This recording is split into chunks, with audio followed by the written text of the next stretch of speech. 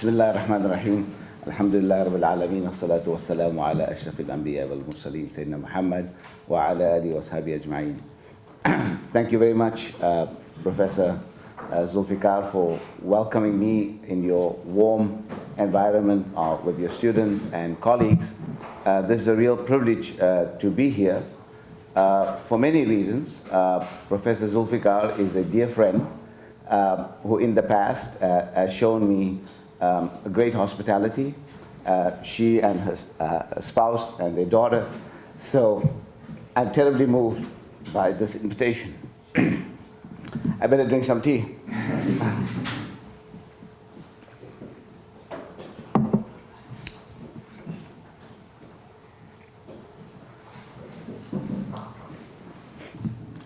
Yeah, so it's really great. I was here in the summer.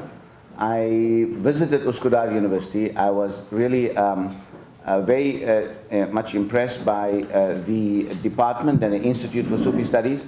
I think it might be one of the few in the world where there's this kind of attention to Islamic mysticism, Islamic Sufism, and I think it's a really, really important initiative. And I wish that this initiative has every kind of success. What I want to talk to you about today is that for a long time I've been dealing with the question of ethics, and some of my early work was on Islamic law, especially Muslim family law, the application of Muslim family law in South Africa, the failure of the Muslim community in South Africa to find a particular version of Muslim family law that will work with a constitutional order, because the Muslims and the ulama in South Africa want to implement a version of Muslim family law that is not compatible to the constitutional requirements of equality, fairness, and justice, and they want a very old version of Islamic law to be applied. And I've been looking at Islamic law in sub-Saharan Africa. When I moved to the United States in 1998, my work on Ghazali continued. I kept on mining this very important thinker, Abu Hamid al-Ghazali, who died in 1111, and I continued that work. And the more I read into Ghazali, the more I recognized the importance to understand this question of what is ethics in Islam. Now, Muslims have been accustomed to the idea of Islamic law, but most of us don't remember or recall, because it becomes so at home and we've domesticated the idea, that the term Islamic law was given by colonial administrators. When they came to Muslim lands, they saw that these people have some kind of normative order. They also had qadis, they had judges and those kind of things. And when they go to northern Nigeria, they say, well, this is a system of law. Or they go to India, they see this is a system of law. They go to the Middle East, they see it as a system of law. But Muslims consider that to be something they call Sharia.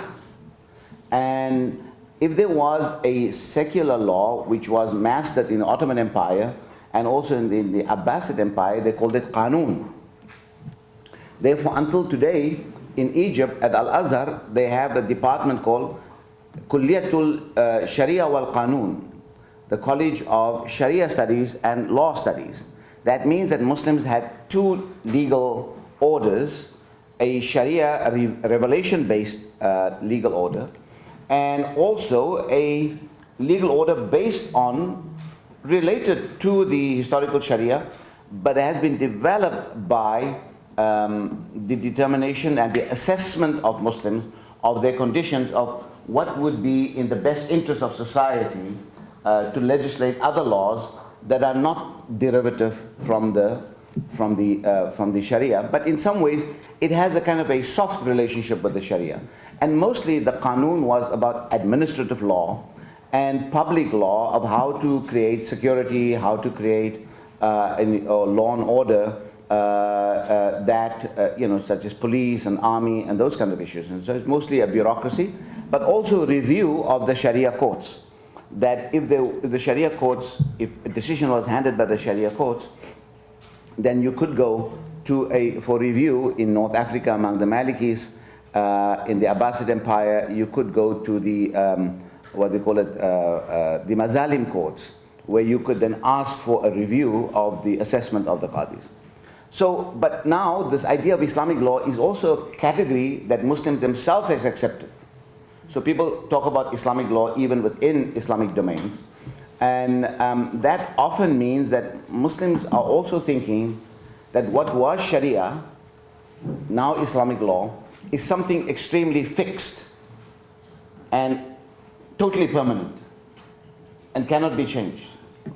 And most of you who might have been looking at developments in the colonial period in India, in Egypt, and so on, one of the things that the colonial powers did, with the consent of the religious classes in various places, was to codify Islamic law. Codification in Egypt in the 1920s, in India, also in the 19th and 20th century. So codification meant that this precedent-based order of Sharia, where a jurist could decide what is the best way to interpret this situation, was now subject to a bureaucratic understanding of what the law is. Codification is what Max Weber would call a certain kind of iron cage. So for instance, the Egyptian scholar who wrote on this topic, her name eludes me, she teaches at Qatar University, Georgetown, Qatar, she writes that, in the 19th century, to go to a Sharia court was easier for a woman to get a divorce than after the 1920s, when codification, that said under these conditions you could get a divorce because of codification. Same case in Egypt. Egypt only recently, in the last 10 years, developed a law that gave women certain grounds on which they could file for a divorce, because the judges' hands were tied by codification. So codification made it easier for people, for judges to know, but it also meant that you don't need very well-trained judges to deal with these issues, because they just look at the law and implement the law. Whereas in the old system, you needed to have very well-trained and knowledgeable judges who can find the right answer in a complicated situation. So that was it. So this is all by way of background to tell you, where my own biography comes from, this whole question of the law. So over time, I've begun to understand this, that really for issues to work in Muslim societies, we need to come back to the question of the ethical. In other words, those issues that Ghazali and other thinkers, Ibn Arabi and others talk about the zahir and the batin, the external and the internal, that really what Sharia has creates a internal forum in the conscience of the human being. And it is that forum that we should really listen to. And there's a famous hadith of the Prophet ﷺ that says, "Istafti qalbak walau aftaka al-muftun." Ask your heart, even if the muftis have given you an answer. Now, this is an interesting statement attributed to the Prophet. What it really says is that, ultimately each individual is responsible for making a decision on a moral question. And I would say that if this was not even, no one has challenged the authenticity of this hadith, but the idea that there would be a mufti, this term ifta and mufti is of a much later provenance in Islamic history. It's not early provenance. In the early period they used the word fiqh and they used the word ijtihad. So even if it is attributed, it seems that wherever this, even if it is derivative from a prophetic sentiment, I've not examined the hadith properly yet to say, if it is of later provenance, it sounds like that. But whatever it means, it shows that already there were difficulties in the past, that the muftis might give decisions that might not be amenable to the individual conscience. And it gives you a license to possibly step away from that.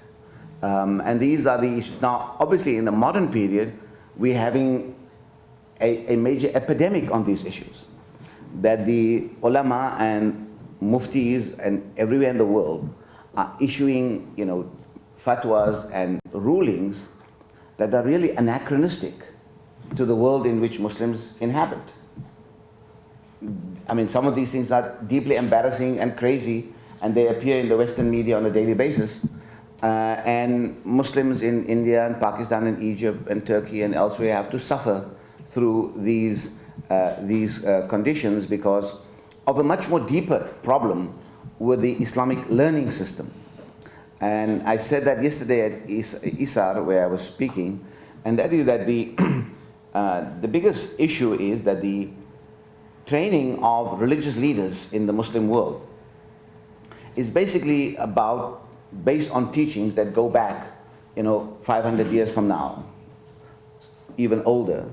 And when it comes to religious knowledge about the religion, interpretation of theology, understanding of Islamic history, of law, of hadith, and various disciplines, the Muslim religious classes are extremely allergic to any knowledge that was produced in the last 300 years. In other words, modern knowledge in anthropology, history, modern philosophy, those kind of questions, because that knowledge relates to the world in which we are living. That knowledge shapes the world in which we are living. They don't believe that that knowledge can in any way be useful for the understanding of and the meaning of Islam. And that is the biggest crisis in Islamic thought. Iqbal, who wrote Reconstruction of Islamic Thought in India, in pre-partition India, and gave a series of lectures. I mean, most people think Iqbal was great, but the Muslim clergy and religious scholars don't. They follow Iqbal's poetry, especially there's poetry that is anti-West and so on, but Iqbal's ideas about thinking through difficult questions on theology and history and philosophy gains no attention. In fact, many Muslim Orthodox scholars say, we so much wish that Iqbal never wrote that book. And yet for a modern Muslim, that book is really inspirational. And Iqbal says in his opening, somewhere in the book, not in his opening, he says, the challenge in front of the modern Muslim is immense.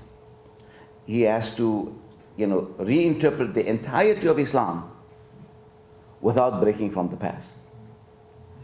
You have to reinterpret the entirety of Islam without breaking from the past.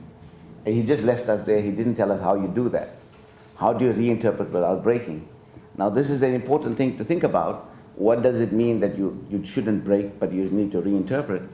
I would say, if my understanding of Iqbal is in any way correct, and that is that Iqbal is saying that we need to remain true to the spiritual tradition, those things that form the inner meaning of life, and that there we have a tradition that comes from Muhammad ibn Abdullah in the 7th century through generations of scholars and people that contributed to that tradition and who tried to make that tradition work in their society in different contexts, in different circumstances. And for them, every context was a useful and important space to generate this spirit of Islam under different circumstances. One of the significant achievements of Islam as a tradition, as a civilization, I know Khaldun wouldn't like it, but nevertheless, as a culture, is that the question of how Islam embeds itself in every local culture. So even though people in India now are saying that Muslims and the Hindu right wing are saying that Muslims came as invaders, there's nothing invasive about them. Muslims have adopted every cultural thread of what India had to offer, culturally and otherwise. They're completely integrated. You can't separate Muslims from other people in India except that they worship, a monotheistic God and the others worship a different kind of monotheistic God that has a manifestation of polytheism, right? But Muslims are not strangers and foreigners to the subcontinent. Same thing with Muslims in Indonesia, who are people indigenous who converted to Islam over time, and they embedded themselves. So this is what I think Iqbal is referring to, without breaking from the past, without breaking from the spirit of the past. And if one understands Heidegger's notion of authenticity, then authenticity means to continuously work on responsibility. Authenticity is to be responsible and true to yourself. Now the question is that Iqbal is raising here, that he says we must remake the whole of Islam, reinterpret the whole of Islam without breaking from the past. Responsibility to be responsible.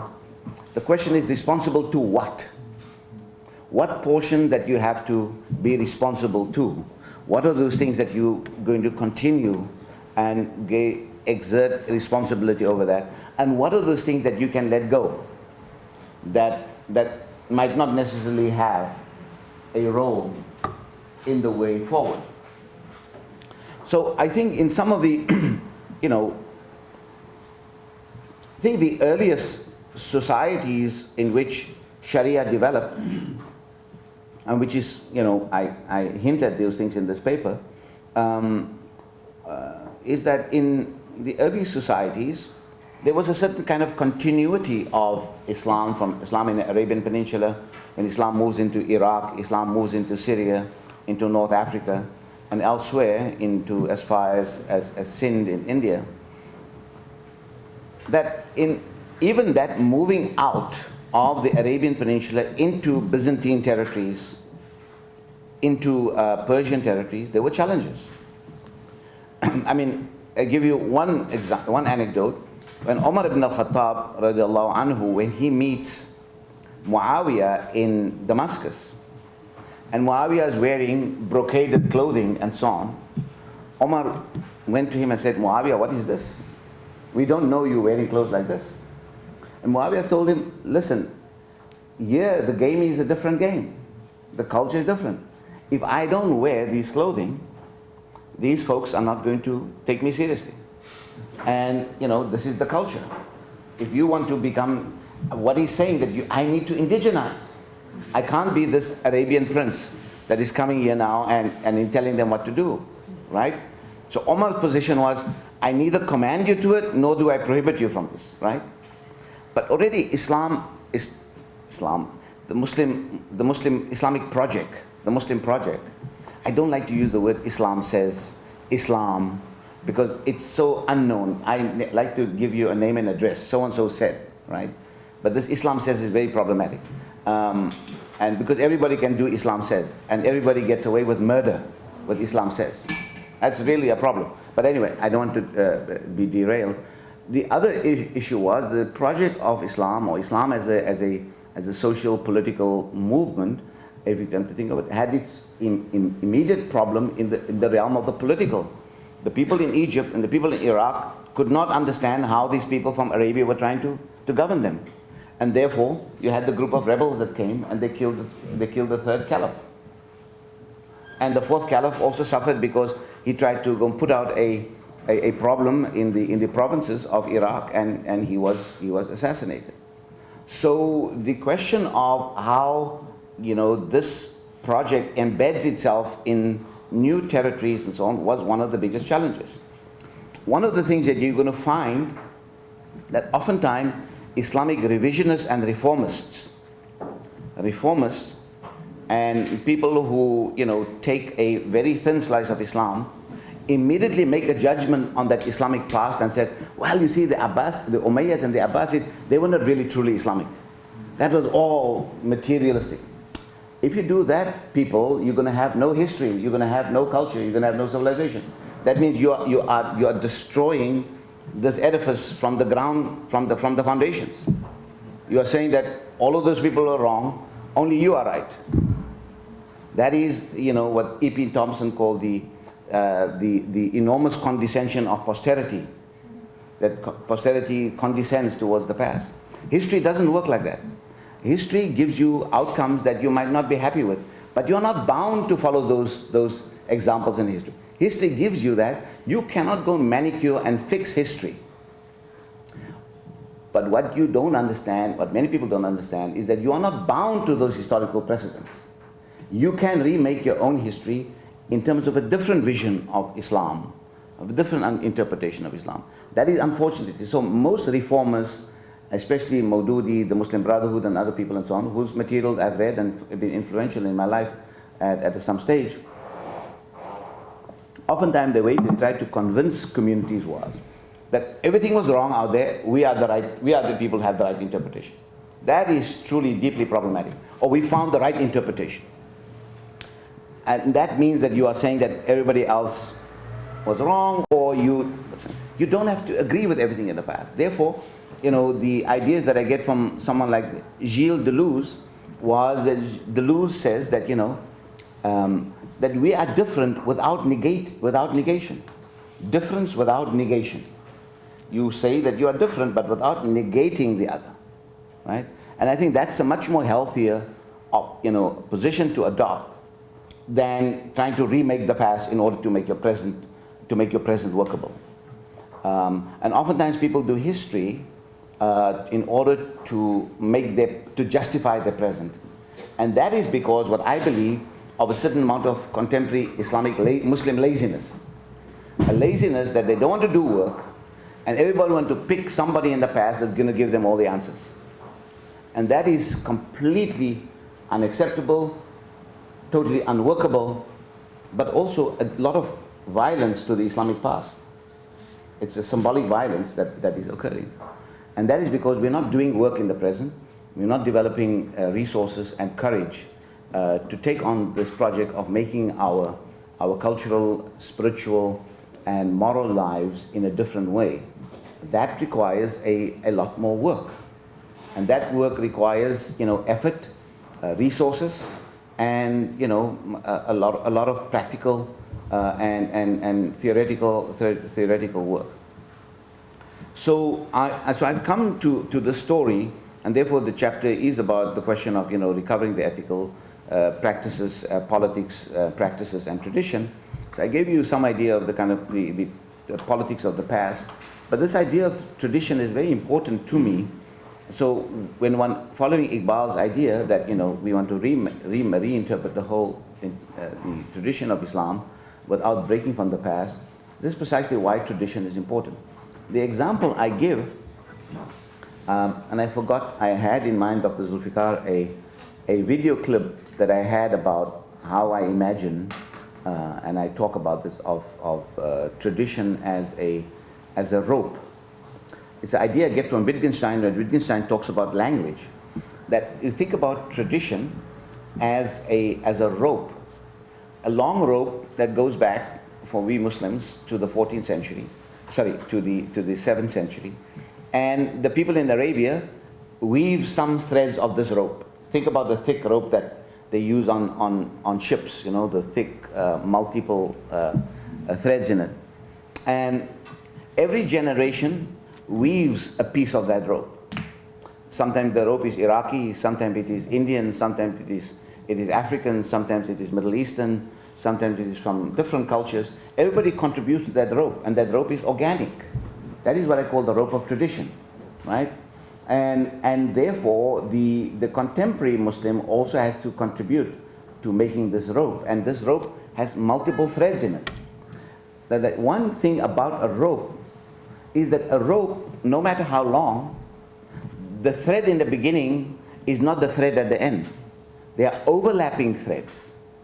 So at some point, the threads overlap with one another, and they create this thick rope over time. And in every moment, different people are threading different pieces of rope.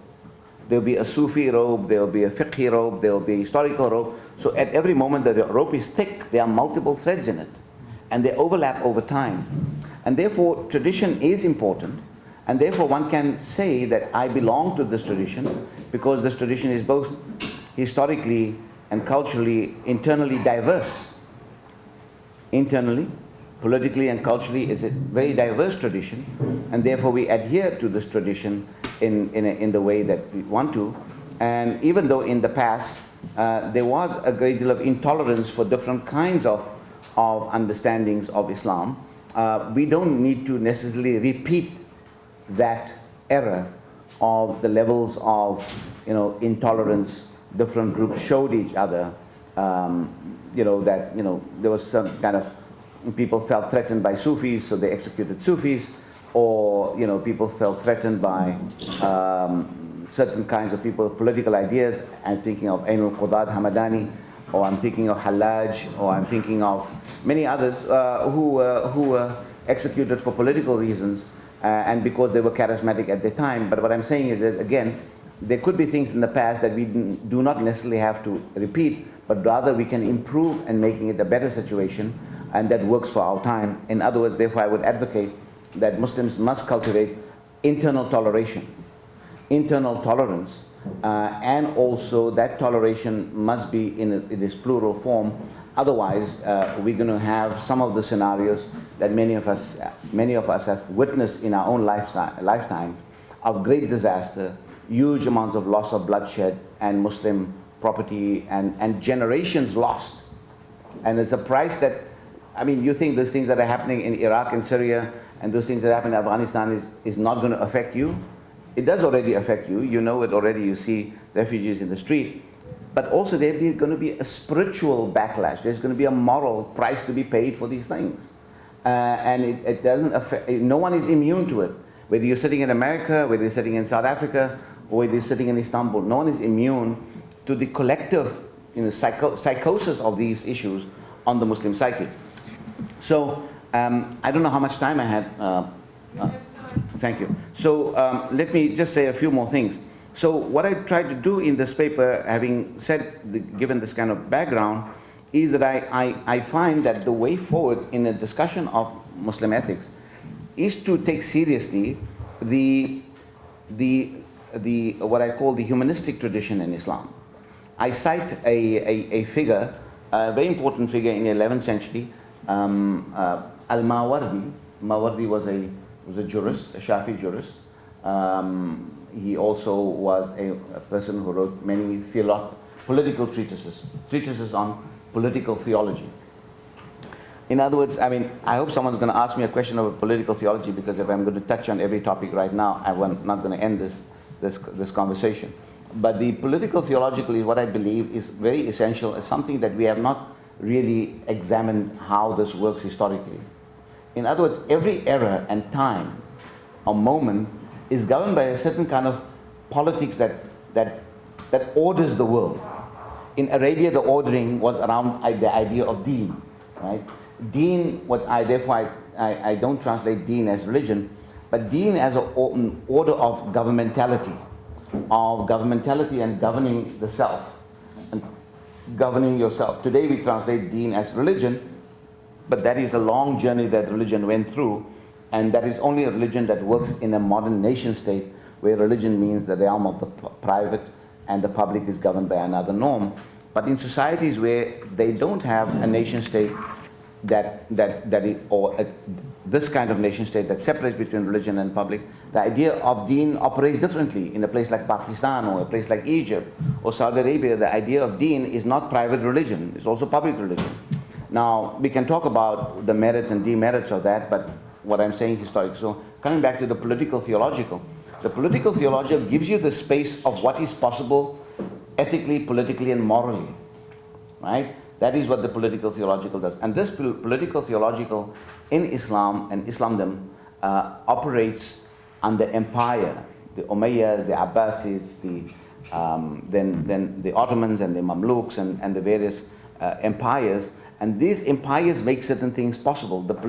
We have not fully and properly accounted for the role of the political theological in the making of Muslim epistemology and that is the knowledge systems, and also in the making of the ontological, the philosophical ideas, the notions of being, how being is crafted, how being is shaped, how existence and wujud is shaped by the nature of the political theological. Or maybe there's a dialectical relationship between notions of wujud and the political. Maybe it's not a chicken and egg, it is a kind of a chicken and egg situation, what came first, but it is that. So we've insufficiently given attention to that. So Mawardi, coming back to him, wrote on this topic of siyasa shar'iyya, the political theological issues. But Mawardi, in his major book on ethics, Adab al-Dunya wa Deen, he says that, in this book, أجمعوا في هذا الكتاب بين تحقيق الفقهاء والترقيق العلماء ترقيق الأدباء والشعراء.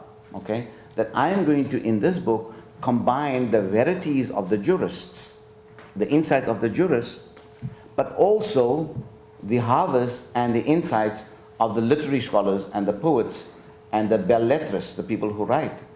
This was for me startling when I saw this, because what Mawardi is trying to say, that there is something deeply human in the literary, right?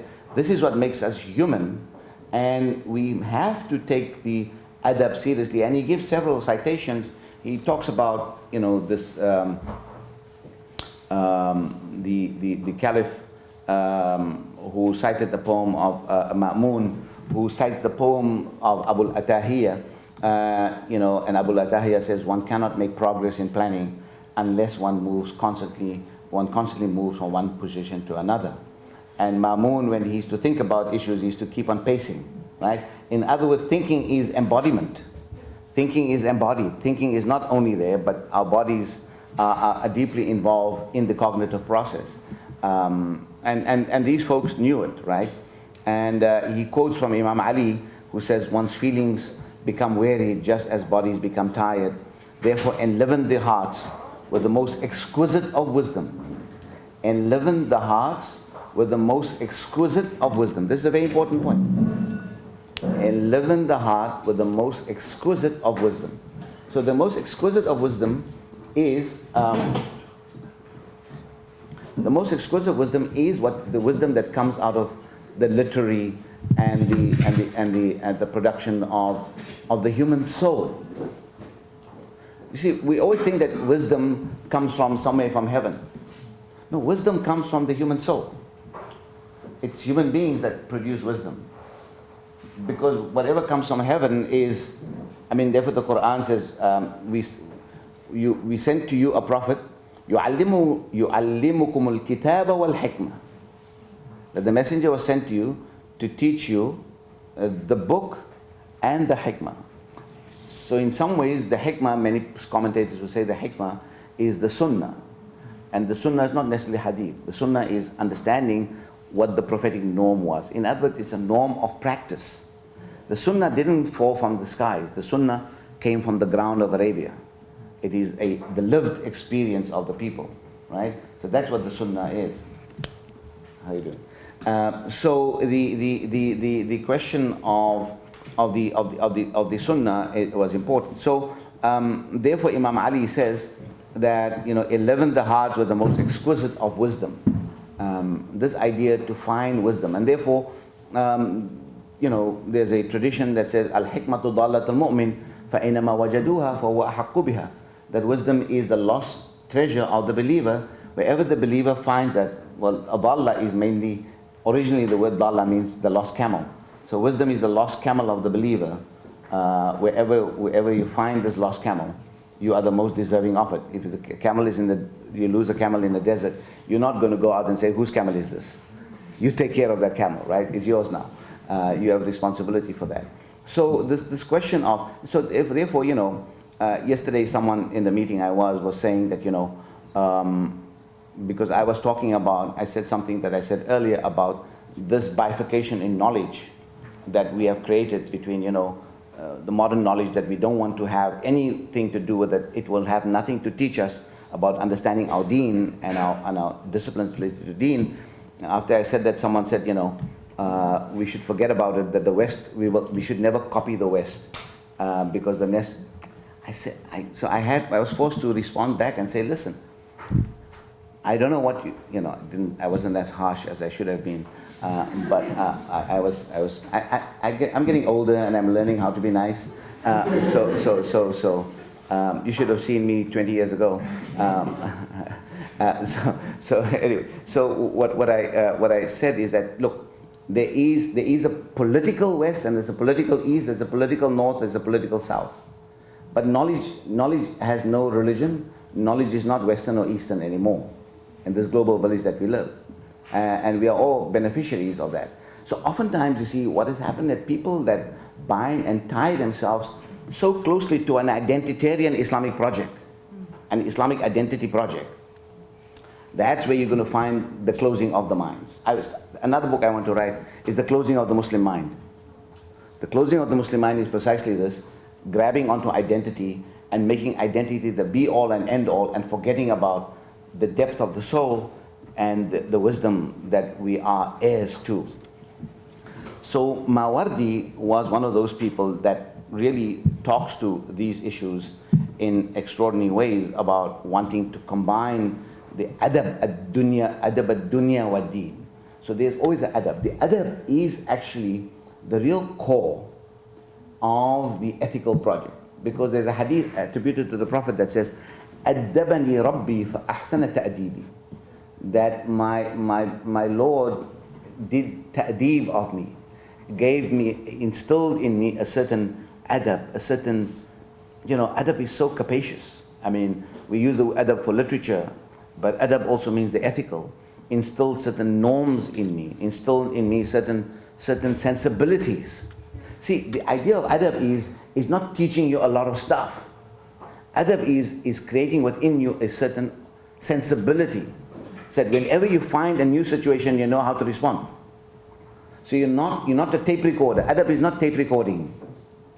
Adab is developing a sensibility that you know how to respond in a different condition, because you have developed the inner self in a particular way. You have what we call moral character. That moral character, response. I always remember the late Professor Fazl Rahman saying that, when you look at the tradition, for those of you who don't know, Fazl Rahman is well known in Turkey, but he was a scholar from Pakistan who spent a good part of his life in the United States at the University of Chicago. Fazl Rahman says that if you look at the early Sahaba and their practices, they don't quote verses of the Quran to persuade you. They act out of a particular temperament. And that temperament, is what becomes a manifestation of the Sunnah for us. I mean, if you are Sunni, you follow the idea, Ashabi kan nujum, فَأَيُّهُمَا اِقْتَدَيْتُمْ اِهْتَدَيْتُمْ, that my companions are like stars, whichever one of them you follow, you will be guided, right? Or when you ask, what is the Sunnah? مَا أَنَا عَلَيْهِ وَأَصْحَابِي, those practices on which I am and my companions. So the companions did not quote verses of the Quran and said the Prophet said. The Prophet oriented them with a certain kind of temperament, and that temperament and that sensibility became spontaneous, right? And that is how the ethical and moral tradition of Islam developed over time, and therefore those generations are very highly revered. Now, of course, we have another tradition that believe not all of those folks are fully, worthy of emulation. Only few of them that constitutes the Shi'i tradition, and so we have two views on how to look at that early community, the Sunni and the Shia ideas about the Sahaba. But nevertheless, both of them agree that the early community had a particular kind of orientation that was instilled by them, by their master, and that they could then, follow that practice in an exemplary manner.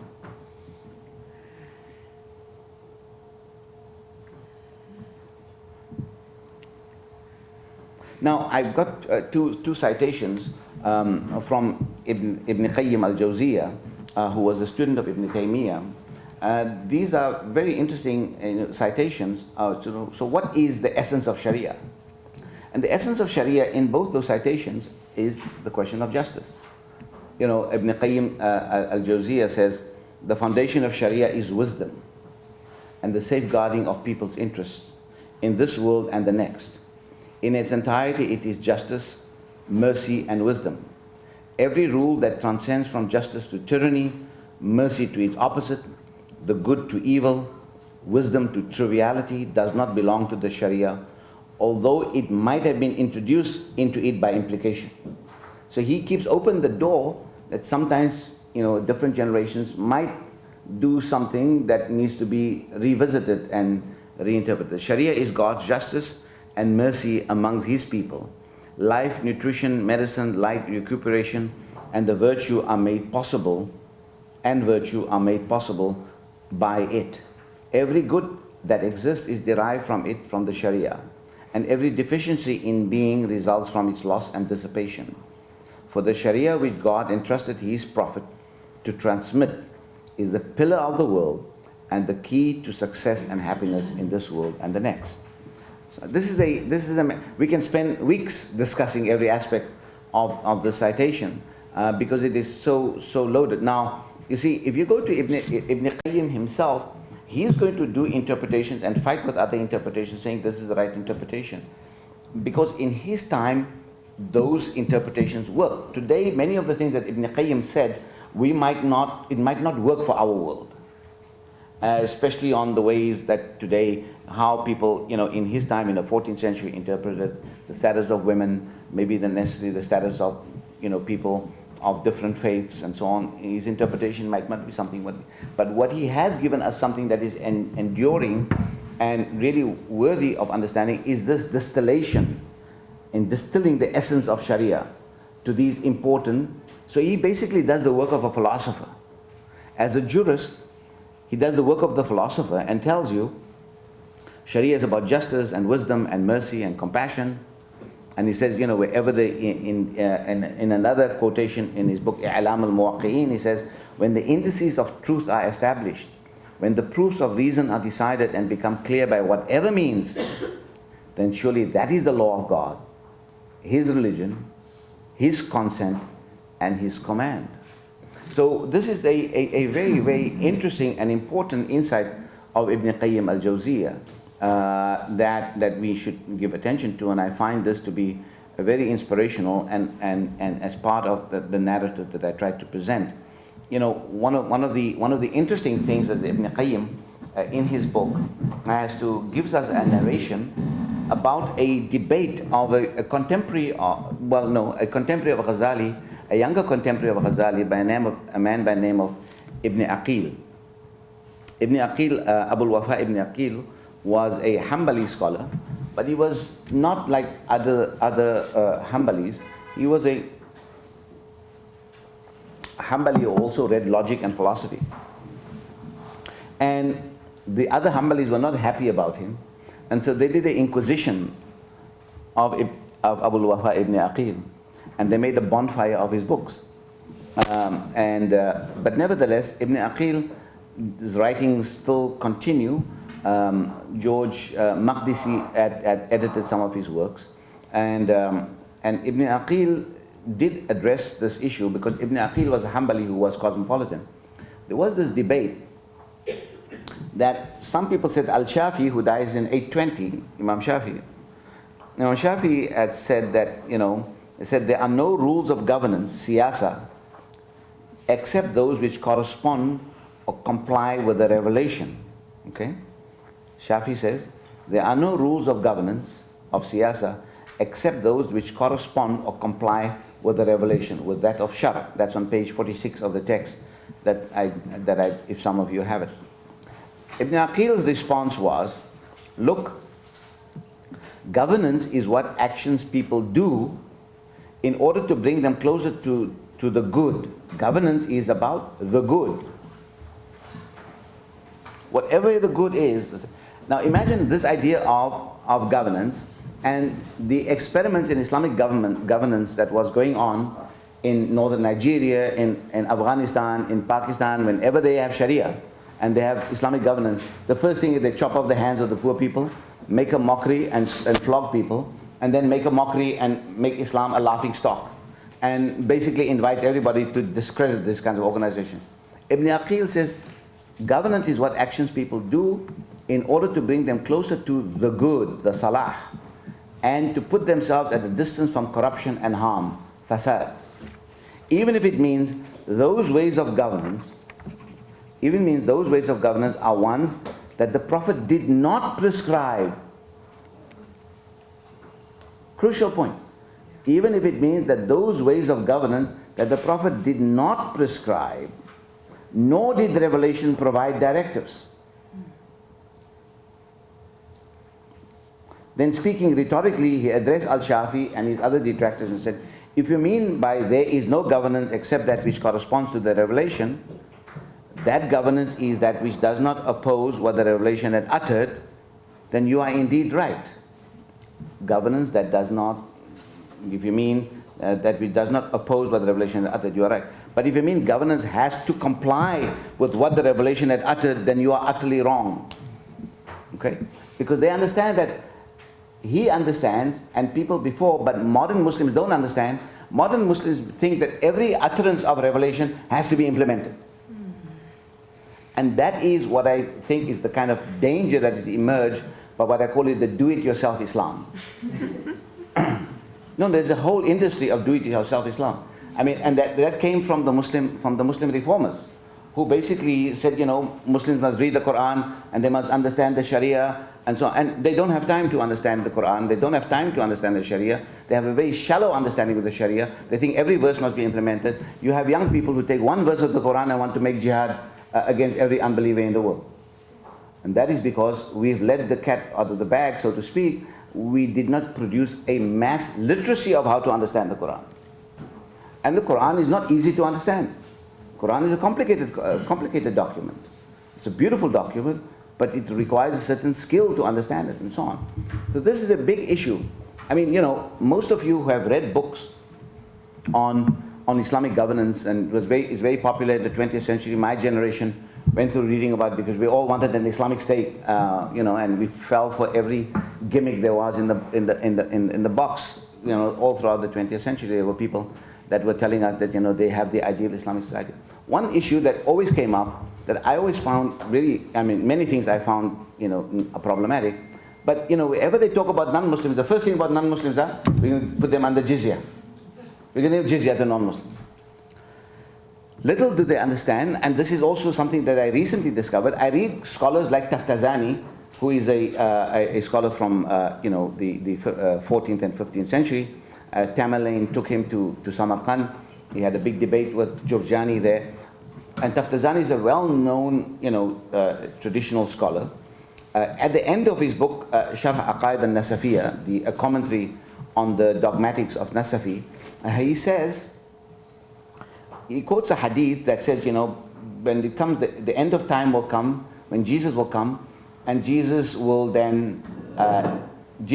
abrogate the jizya.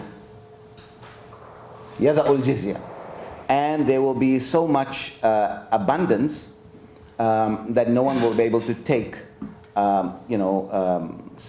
charity anymore. Taftazani's commentator is an Ottoman scholar by the name of Khayali.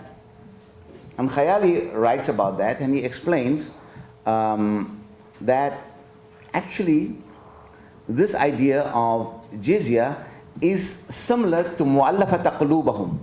That category of people you should give zakat. If you give them zakat, because you want to win them over, you want to win their favor by incentivizing it. And that was a disposition in early Islam, when Islam was a small community. They wanted to strengthen themselves. So those who might have economic need, you incentivize them to bring them onto your side. And already Sayyidina Umar radiallahu anhu said that Islam is strong, we're not giving money away to people to win them over. That was only a temporary understanding. So Khayali says that jizya is something similar. It is not necessarily has to be in that way. And Khayali's commentator on Khayali is the Indian scholar Abdul Hakim Sialkoti, and Sialkoti also elaborates that, and Sialkoti obviously understands this much more better, because 2 generations before him he was the counselor and advisor to Shah Jahan, but before that under Jahangir and under Akbar got rid of the jizya, because the jizya was, non-Muslims find it humiliating. The apologetics that modern Muslims give, that the reason the non-Muslims must give jizya because they don't have to defend the country. They don't have to. I would say, cut them slack. Don't let them pay jizya, but let them give the blood in defending the Islamic State. What's wrong with that, right? Already in Sayyidina Umar's time, there were a number of Christians who belonged to were there, and they said, we don't like this idea that you give us a special tax. So Umar said, what do you want to call it? They said, well, call it kharaj, that everybody gives. So he said, okay. So, these things are very practical. What modern Muslims have turned these things into basically into what I call, hand grenades. We've turned these things into hand grenades. that are destructive to the self doesn't make sense. Doesn't make sense at all. It is not ethical, neither moral, and it just shows you that the lack of literacy about Islam itself, about our own practices. I mean, Taftazani could be wrong, but these are all mainstream thinkers. These are not kind of weird, goofy Sufis on the side, right? These are really, people who are thinking through really serious stuff. So what I'm trying to show in this article is that we really need to rethink and use our resources and our critical acumen to understand many of these questions in fiqh and in morals and ethics. And my best explainer and my best evidence for this is Ibn Rushd. Ibn Rushd was a philosopher. Ibn Rushd was a physician, and Ibn Rushd was also a great Maliki jurist. And he writes one of the most important books on comparative Islamic law called Bidayat al-Mujtahid wa Nihayat al-Muqtasid, right? And he dies in 1198. Ibn Rushd also gave pushback to Ghazali when Ghazali tried to, declare all the some of the Muslim philosophers to be out of the fold of Islam. He tried to defend them. But when he finishes his book on what he called the Juris Prima, Bidayat al-Mujtahid, at the end of it he says that I have now elaborated all this stuff in this book. But what you need to understand that all these teachings that I have now elaborated in this book of fiqh, of Islamic law, that he says some of these teachings of Sharia are enforceable through judicial authority. So marriage, divorce, inheritance, those kind of stuff. But he says many of those things that he've elaborated in this book, in the ibadat in particular, but also in the devotional matters and other areas, he says, these arise, the reason we observe these rituals and practices, because they give us what he calls the sunan al-karamiyya. It's a very odd phrasing, the sunan al-karamiyya. Very few people use this, and it's a very difficult term, very hard to see. But the best I could do is to understand that Ibn Rushd says that these are the norms of dignity. So these practices of fiqh, Ibn Rushd says, are underlined and underpinned by norms of dignity, as-sunan al-karamiyya. And for Ibn Rushd and for others who talk about this, these are the virtues of decency, the virtues of justice, the virtues of courage and generosity. And in some ways, these virtues are also continuous with the Greek legacy, right? I mean, these are not entirely different or new. Or Shah Waliullah, who dies in 1762 in India, also talks about that all of the Sharia, and he writes this in his major book, Hujjatullah al-Baligha, and God's conclusive argument, which is a very, very important book that we Muslims should read, is a book that is aimed at giving a commentary and giving a elaboration of what he calls the ilm asrar ad-din, the discipline of understanding the inner meanings of deen. What people literally would translate the secrets of deen, but it's actually the inner meanings, the inner workings of the stuff. And he basically says that all of these practices must deliver in the practitioner ikhbat, humility, tahara, purity, adala, justice, and so on. Similar what Ibn Rushd says. In other words, there's a strong consensus of how this ethical and what we call juridical today, but this Shari'i tradition was an enterprise in virtue production in the soul. It's about virtue making, and that these must reinforce that. Now the question arises, when the practices the way they are given today, and the muftis and the scholars give you that, it's hardly doing that. It's oftentimes, and I gave you the case of this woman Imrana in the chapter of a woman in India who was, raped. It's a terrible story, but was raped by her father-in-law. And the issue comes to the mufti, and the first thing the mufti says is that, she must be separated now from her husband. Because according to Hanafi law, if a higher person, so if a son's father was married, had a legal marriage, or even illicit sex with a woman, then the son cannot marry that woman again, right? That's a Hanafi law, including illicit sex, not only illicit sex. So because here now sexual infraction took place, the first thing in the mind of the Mufti was tafriq, you have to separate. Has little sensitivity that this is not voluntary sex, this is rape. It's a different order. It just shows that the Mufti has no understanding of the status of women in society, the needs and patriarchal societies. And it created outrage in India at the time. There's several, maybe a decade ago or more.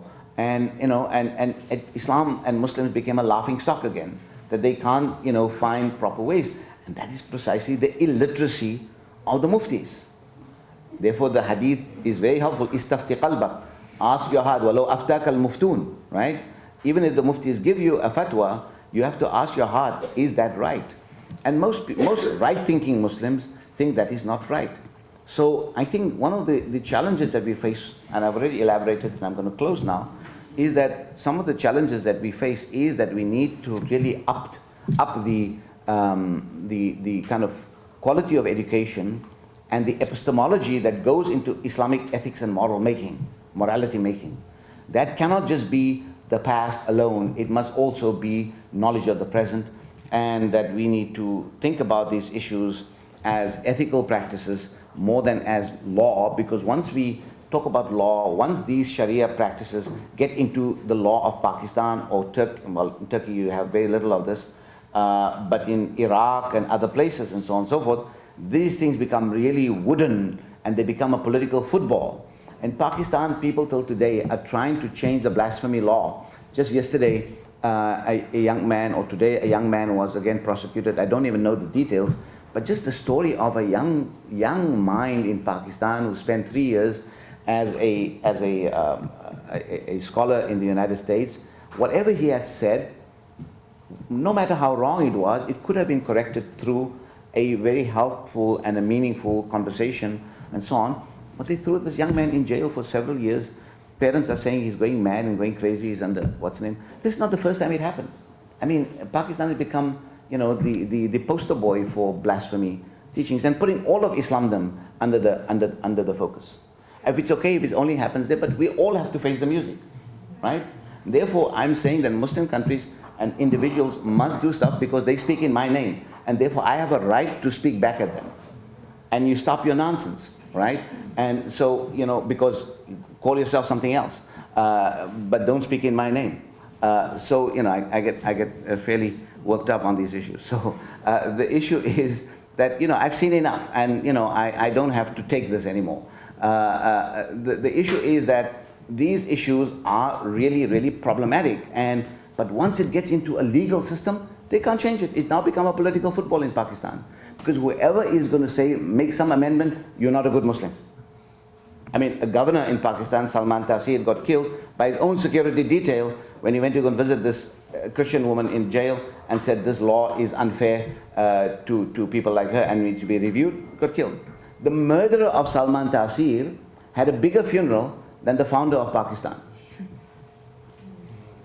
And there's a big shrine to his name.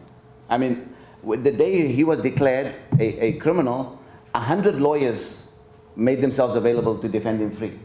Now this is not only Pakistan, and there's some Pakistanis in the audience, I don't want them to feel bad. I love Pakistan. What's the name? I go there frequently. This is not Pakistan. This happens everywhere. In Iran, they execute people. And if they don't execute them in our communities, we do create moral ways of killing people. The moral death through sinister blackballing people. Friends like mine, like Nasser Hamid Abu Zaid in Egypt and others and so on, were declared by courts that they're no longer Muslims, and several other Muslims who are thinking and trying to produce an idea, they get blackballed by their societies and they get marginalized and they are called all kinds of names and so on. These are energetic minds of Muslim society that we must value. We should have a conversation about those things, not condemn those people and so on. So I think we're facing, I hope I didn't make you despondent. There is hope. I do believe that there is the challenges we have should not be underestimated. But if we believe in a God, a living God, in the idea of an omnipresent and a living God, and then there's always hope. There's no despair, right? And we have many other better examples than these blasphemy mongers or those people who are punishing people for other things, like Ibn Arabi.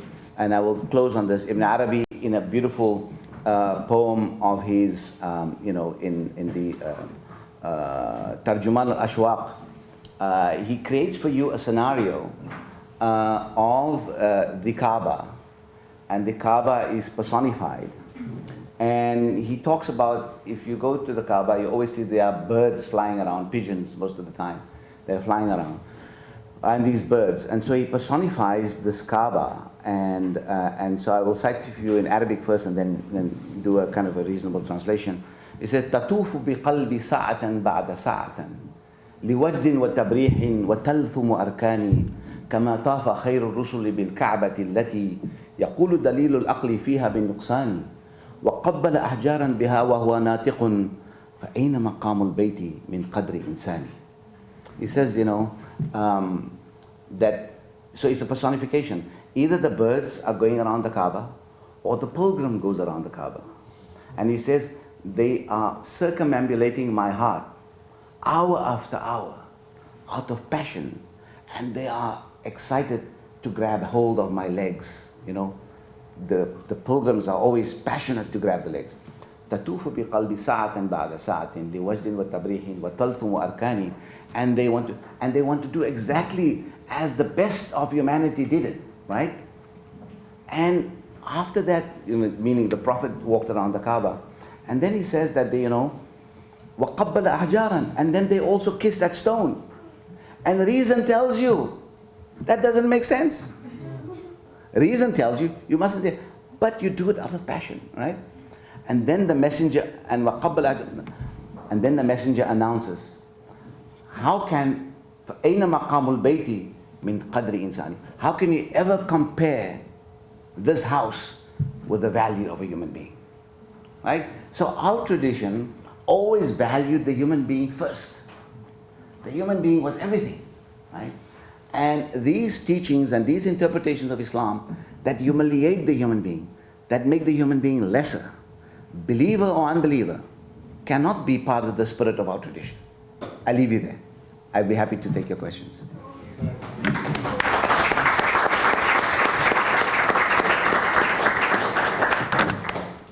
you, Professor Moosa.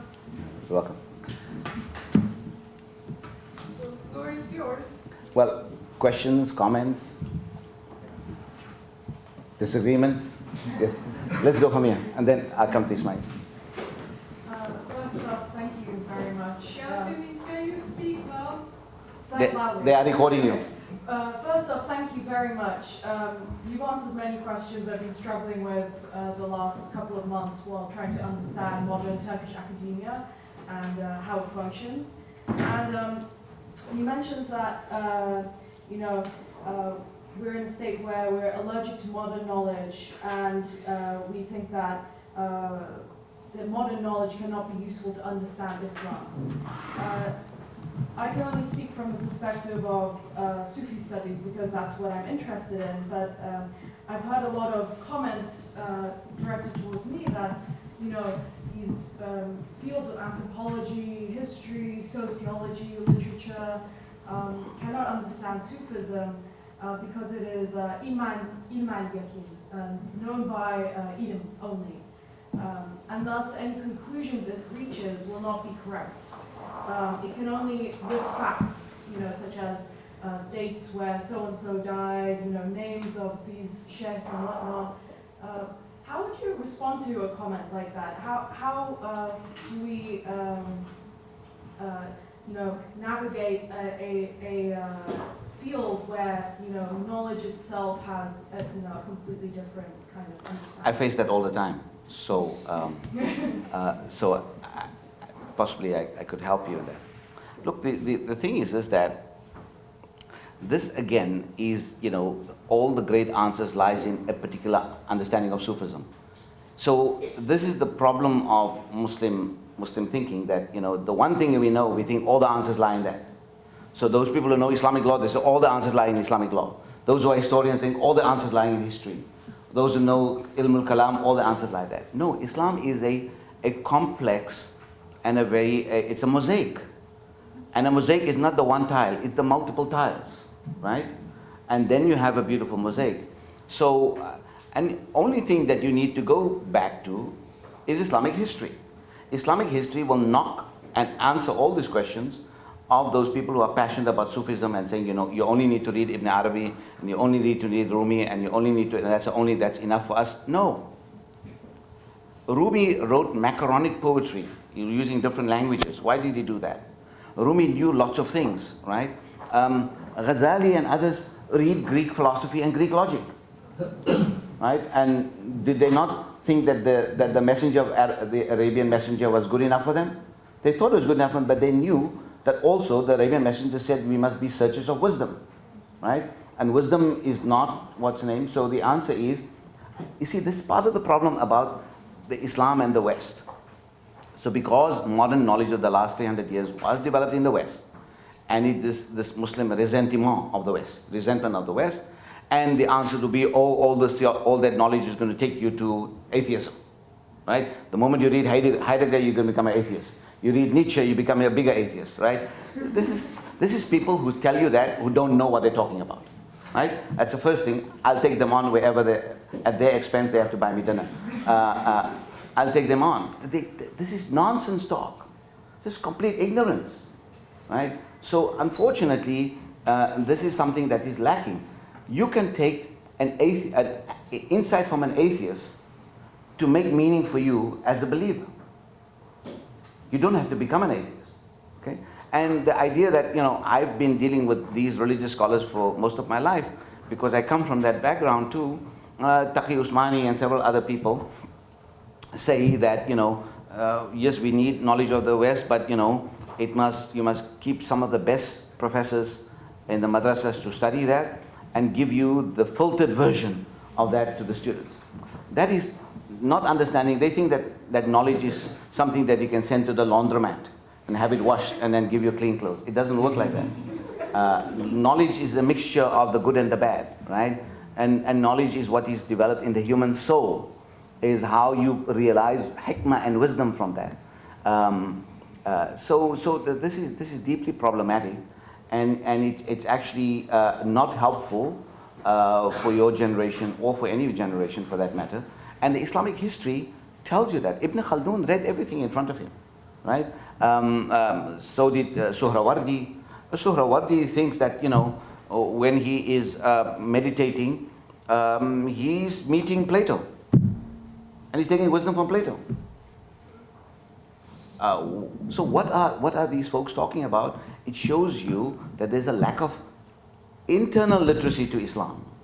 The very complex literacy that Muslims themselves have practiced and so on. So I find that surprising, unfortunately there are some schools of thought and in Sufism that want to create that wall of separation, and all of modernity is bad.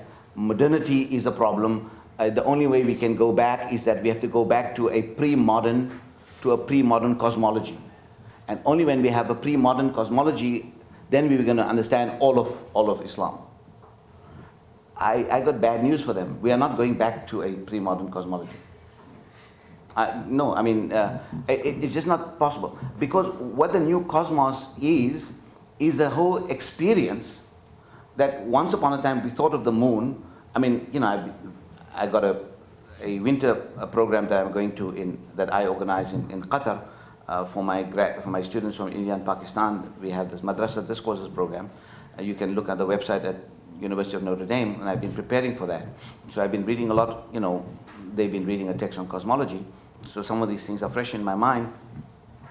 I mean, for a long time, Muslims followed the cosmology that early Muslims followed and interpreted the Quran on that was based on a Ptolemaic cosmology. So Ptolemy, right? And it's a Ptolemaic cosmology that made them understand, and then they understood these verses of the Quran as maybe the seven heavens were seen as kind of seven spheres of a certain kind, which was part of a Ptolemaic epicycle. Epicycle. So epicycle is a big circle. Within it there are smaller circles. And they saw these epicycles go in a particular way. What's the name? Sayyid Hussain Nasr, for instance, has got a great book on Islamic cosmological doctrines. The problem is that where I disagree with Sayyid Hussain Nasr, respectfully, he's a beautiful, wonderful man. I've never seen a man with great adab like Sayyid Hussain Nasr. But we totally disagree on the question of modernity, right? I mean, he doesn't believe modernity cannot offer us anything good. This has been a whole destruction of the Islamic cosmology. But some of the best books on cosmology was written by him, of the historical cosmology. So we have a respectful disagreement. The question is that, see, I always tell folks that who are telling me that we don't need modernity, when they have a heart attack, they have bypass surgery, they go to the best allopathic doctors who follow modern cosmology. They don't go to the shaman. They don't go to the alternative medicine. Right? They go where they know it works. So the cosmos that we now understand is an expanding cosmos. It has a particular way of we don't know what the end of it is, and our place in it is now very different from the world of Ghazali and Ibn Rushd. And therefore we have a responsibility. Authenticity is responsibility, right? We have a responsibility. That's exactly what Khilafah means. That you are a steward of God, you have a responsibility.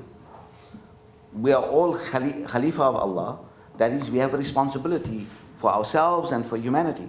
So, and that means knowledge is what distinguishes, the idea of Islam, of human being in Islam compared to Christendom. In Christendom, the key idea is imago Dei, that human beings have been created in the image of God. Right? That is a central feature of Christendom. In Islamdom, there is a one hadith that talks about, Inna Allah khalaqa Adama ala suratihi, that Allah created Adam on his form. But all interpreters, there's a huge interpretive act that takes place. Ghazali in particular say that means that is not form in the literal form, but it's a certain kind of an argument, right? So because Muslims are aniconic, we don't think that God has a face or a form, right? God is unknowable to us. At least that's a Ghazalian God, right? God is unknowable. And we have certain ways of knowing God by understanding God's attributes, right? But in Christendom, the idea is human beings are created in the image of God. For Muslims, in Islamdom, the human being is created with knowledge, and given the gift of knowing. This is a gift and the capacity to have a moral nature, to able to perform goodness or wretchedness.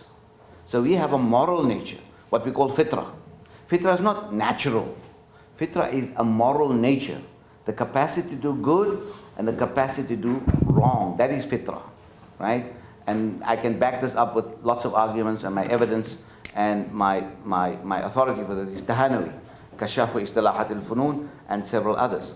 So these issues are absolutely critical to understand these questions. So I came back answering your question to the human being in Islam, is that the human being in Islam is a knowledge. Is a human being in Islam is about knowledge. So if someone tells you that you cannot explore knowledge, then you can't be a responsible human being. You can't be a Khalif. That's what makes the human being different from the angels. And don't let people tell you that the devil knew many more things. Many people said, Shaitan knew a lot more things. So in Islam, we don't follow knowledge. No, we do what the tradition tells us. That's not true. These are people trying to confuse you. If you make an error in knowledge, you get one reward. If you get the answer right, you get two rewards. Our tradition is about knowledge. What you need to have is that you need to have sincerity. You must have ikhlas. And you need to do right. And I quoted you a hadith, a statement of Hudayfa bin Yaman in this article. And Hudayfa says that a time will come that the good will become the bad, that the ma'ruf will become munkar, and the munkar will become the ma'ruf. Now Hudayfa is a very, very smart companion actually. Hudayfa is not a companion to be messed with. He actually he married a Jewish woman. One of the second thing is this: Hudayfa bin Yaman also, in the Muslim tradition, then every time they interpret a verse of the Quran, they said, "Oh, that applies to the Jews." So Hudayfa also called out the Muslims and said, "What's wrong with you Muslims? All the bad stuff you attribute to the Jews, and all the good stuff you keep for yourselves." Right? He was smart. He advised Muslims on that issue. Because, for instance, غَيْرِ الْمَغْضُوبِ عَلَيْهِمْ وَلَا الضَّالِّينَ. Right? So, مَغْضُوبِ عَلَيْهِمْ, those whom God has been angry, many Muslim commentators said is the Jews are the مَغْضُوب عَلَيْهِمْ, and the ضَالِّينَ are the Christians. Right? Okay? So, it doesn't have to be that, but that's at least how some sectarian interpretation has provided it. So that's what Hudayfa is saying. All the bad stuff you give to the Jews or to the Christians is the good thing you keep for yourself. So back into the question of so Hudayfa says, time will come that the good becomes the bad becomes the good. Ghazali quotes him this in Ihya Ulumuddin. But one thing, Ghazali reads him in a different way, I read him in a different way. Because so Ghazali uses that in order to say that things are going bad. And Ghazali is saying, you see, when we're building now mosques that are made out of marble, and it's not those simple mosques that you had in the Prophet's time, and these things are distracting and these things are bid'ah. But I read Huzaifa saying, because one crucial element Huzaifa says, this can happen provided that the learned among you have integrity. The learned among you must have integrity. That is the check. That is the check. So yes, things change on the surface, that one thing might have been a good practice at a particular time becomes a bad practice another time. So for instance, people might have thought that slavery was a good practice 500, 800 years ago. Today we don't think it's a good practice. It's a munkar today, right? Many other practices like that that change because of social, historical change. Social, historical evolution. Societies undergo changes. And our tradition is alert to those changes. And therefore we are in one scholar called Shafi, we have an opinion of his that he has when he's in Medina, he has another opinion when he's in Iraq, and he has a third opinion when he goes to Egypt. Because these opinions, moral opinions, are contextual. And Shafi is just the poster boy that we use to give the best example. But thousands of Muslim jurists change their views over time depending on circumstances and place. And so there is a stable core, but there are also things that they interpretively shift. Okay, does that help? Okay, so there and there and there. Mm-hmm. Thank you, Professor Moosa, for this inspiring talk. I want to ask a hypothetical question. So you argue in the article that religion is all about ethics. I agree, I entirely agree with that. So when we agree this, we are also continuing on a definition of Islam, a definition on confession, a confession-based definition. I think that this confession-based definition is formed in early Islamic kalam, theology. So when we define Islam, mostly based on confession, I don't think that we can go out of identity politics, because other believers of religion also define their religions on a particular confession. So there are multiple confessions. So on this basis, I think that in the final analysis, what this boils down to is identity politics on a religious level. So if we accept that religion is all about ethics and morality, shouldn't we accept that a particular person's religion should be defined not by his or her confession, but by his or her acts? I mean, his adab, what she or he does in his life. When we say this, can we extrapolate to the idea that Islam, in the final analysis, means peacemaking? And it's very hypothetical, of course, I'm aware of this. But in the final analysis, Islam means peacemaking, so being a good person is enough to be a Muslim. So can we say this on this ethical basis? What do you think? No, thank you. It's a good question. What I would say is that Islam does come with a confession, but it's a very simple confession. One God, Muhammad is his messenger. It's a very simple confession. Doesn't have any kind of complex ideas that one is into three, three is into one. That, you know, it requires a lot of philosophical and other kind of work, say in Christendom and so on. Or the idea of the Jewish God, that the Jewish God belongs to the people of Israel first, and so on and so forth, the preferential God. So the Muslim God is and then we know the attributes of the Muslim God. But in terms of Islam's relationship to other faiths, it says that we have an identity, but we also have overlapping identity with you Jews and Christians, that were the other people. Because we accept your prophets, we accept your stories of salvation, is part of our story of salvation, right? So Islam already automatically creates an overlapping identity. Therefore, there was also great disappointment in Arabia when the Jews and the Christians did not quickly come to Islam as it intended to be. But nevertheless, the other thing is that, so we must be tolerant of multiple confessions, and the idea of Ahlul Kitab that Muhammad Arkoon tried to push a great deal, that the Jews and Christians and Muslims have a multiple confessional but also overlapping confessions, is something that can be dealt with. And Muslims, when they went to places like India and China and other places, they found that this idea of creating an Ahlul Kitab, they treated the Hindus as Ahlul Kitab. They didn't destroy all the Hindus, and they didn't exterminate all the Hindus. And yes, there was sometimes temple destruction, but the same Mughal ruler Aurangzeb, who destroys a temple, one place because of political reasons, rebuilds another temple with his own government money and his own private in another place. And so did many other people. So this stuff, so what I'm saying is that Muslims understood these questions of overlapping confessions, that they are not exclusively God's people. Muslims don't have this idea that we are exclusively have God's favor. This is a very idea that has emerged in the modern period, that we believe that we are chosen and all others are frozen, right? That is not that. We believe we have a fairly secure path through our Prophet, and a simple confession takes us there, but we do not. The other thing is the fact that we should see also that in our history, that there were multiple confessions, and especially Sufis and mystical and great thinkers like Ibn Arabi and others, or poets like Ghalib, for instance, understood that yes, your confessional thing can be something else, but the passion and the love for God is what counts.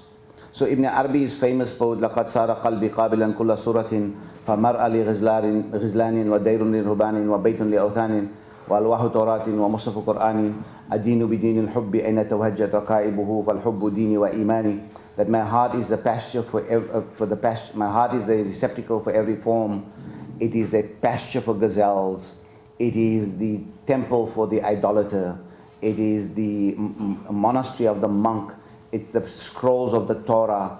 In my poetry, I forgot the line about the Injil. It's also the Gospels and the Quran. And I confess the religion of love wherever its caravan takes me, because love is my deen. فَالْحُبُّ دِينِ وَإِيمَانِ. Okay, so love is my governmentality and my faith, right? So, Ghalib says something. Mirza Ghalib, who dies in the 19th century in India, says, what's the name? Wafadari basharte ustuwari asle iman hai. Wafadari basharte ustuwari asle iman hai. I'm pointing to them because they understand, at least the two of them. I don't know if there are others who understand Urdu. Mare butkhane mein Brahman to garo unko Kaabe mein. So that, loyalty on the condition that it is deep and sincere is the foundation of faith. If a Brahman, a polytheist, dies in the temple with these kinds of qualities of passion and love, then he deserves to be buried in the precincts of the Kaaba. He deserves to be buried in the holiest of holies. So Muslims understood, I quoted you Ibn Arabi before, it was the insan, it was the human being that we cherished, not the label, right? That is, the best of our tradition shows that. The worst of our tradition also shows us an ugly face, and people did ugly things in the name of Islam too. So, you know, I'm hopeful about the beautiful face of Islam. And we have precedents, therefore, that tradition that Iqbal said, you know, have to completely reinterpret, but not entirely break. These are some of the threads that we cannot break with, right?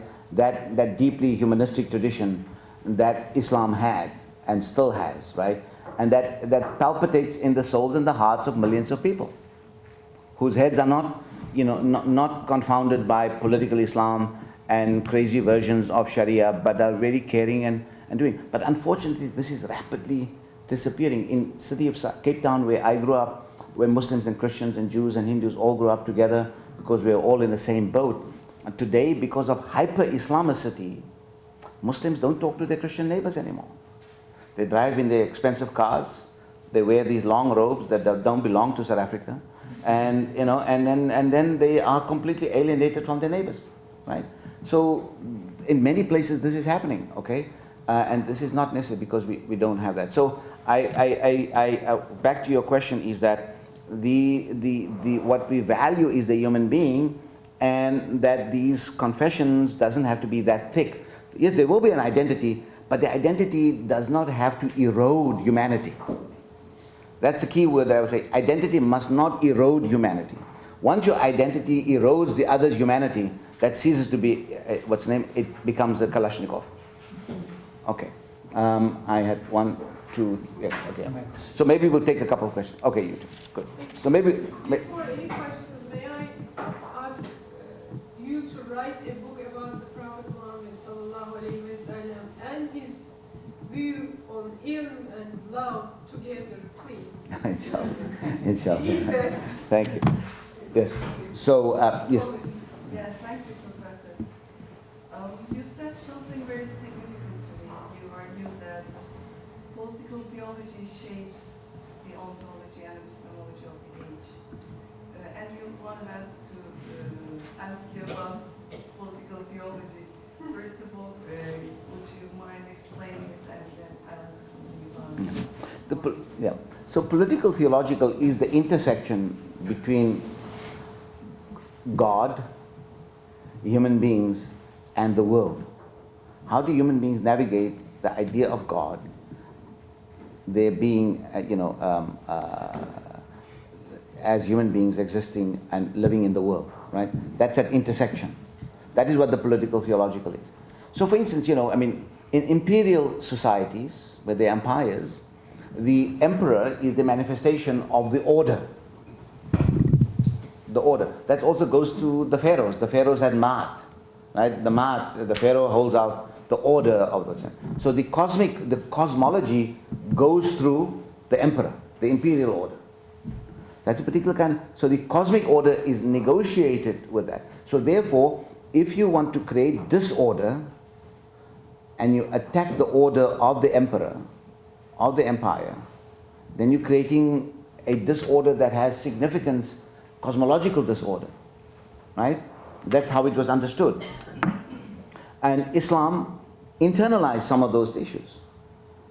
Islam was not a religion invented on Mars, it was invented on Earth, right? And so it goes through the historical procedure. And the Islam adapts to the circumstances, right? So that is one manifestation. Muslim idealists want to reinvent only the Khilafah Rashida, only the Rashidun Caliphate. Well, if you want to do that, then it's only going to be centered on Arabian Peninsula, and you're going to have Muhammad bin Salman. So that, there you go. So it's not like that. History is much more complex. So the issue is that's how political theological. So today there's been a cosmological shift. There's been a shift in the way in which human beings now understand the political order. These shifts happened in the West, right? The cosmological science and also the politics. The West created a new order of politics, of human beings must govern themselves, less reliance on monarchy, no feudal orders, democracy, and that creates its own political theological. And many Muslims also want to create political orders based on that narrative. That means that you have to reinterpret your historical tradition, and there's nothing wrong in reinterpreting it. It can be a socialist order, it can be a liberal order, it can be, in most cases, my understanding is that Muslim countries, this experiment of the nation state has turned into authoritarian orders. And that is because the political theological that Muslims have inherited through empire, and the theology is a theology of empire. And that theology of empire has not been reworked into a theology of democracy. I mean, there's been some works like Rashid Ghanouchi of Tunisia has written one or two books on trying to explain a political theology that works with the democratic order. But there's not too much of that. And some people in the Muslim Brotherhood who have learned the lessons of their experiences that these things are not working out, they've been rethinking some of those stuff, right? So how do you fit Sharia into that kind of order? Where does religion come? And so on and so forth. So these are new political theological orders. These are work in progress. These are not finished stuff. And we are, Muslim societies are new to these experiments. I mean, every experiment is, going through uphill and downhill from various times. And so it's quite a challenge of how to adapt that political theological to the content. And the saddest part is that we do not dedicate resources in our universities, in our places, to understand these things. There's no resources. Muslims only want to do three professions: engineering, engineering, and engineering. That's the only thing. We have no historians. We have no people who do literary work and so on. Maybe you people in Turkey are better off, but in other parts of the world, there's no history. Historians are badly treated. The business schools are better treated. The medical schools are better treated. Engineering schools. There's no resources dedicated to this. I mean, most of you know that we only have a sliver of Islamic history. Millions and tens of thousands of documents are lying in the Topkapi Museum that no one is going to study, neither in Turkey nor the rest of the Muslim world. We're going to have no idea what our history was. We have simplistic understandings of Islamic history. Now, the Khulafai Rashidun, they went there. Very simple understandings. You can write the understanding we have of our history on the back of an envelope. It is so simple. It is a much more complex story. And it's so simple, therefore we misuse that history. We don't understand there are many ways to understand history of what had happened and so on. And the sad thing is that it will never be studied. And therefore we keep on complaining about the West and the West and the West. I tell Muslims, what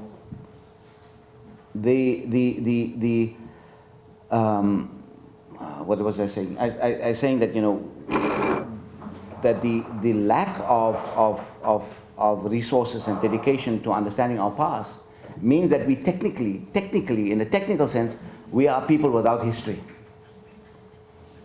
We are people without history because we don't know our history. We have some lullaby stories that puts us to sleep at night, right? But we don't have what's the name.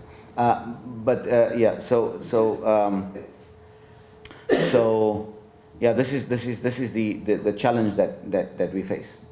Yes. I also have a criticism of me. Good. No, you. I welcome that. Please. Yeah, thank you. It is a major problem in Sufism and also maybe in Islamic studies. You stress the humanitarian side of Islam or the Islamic doctrine, whatever it is. A human being is the measure of everything. And God created everything for us, even the whole cosmos. But when we really look at the whole cosmos, we see that the whole of it was not created for us because it's too big for all human beings. Yeah, putting the human being in the center and telling that every human is valuable is a very good thing in order to resolve our conflicts between religions and cultures. But this perspective also creates another problems like destruction of our ecosystems. Because if you think that everything is for us and human being is the measure of everything, we start to treat so bad. So it will be a big problem. We maybe might widen the concept of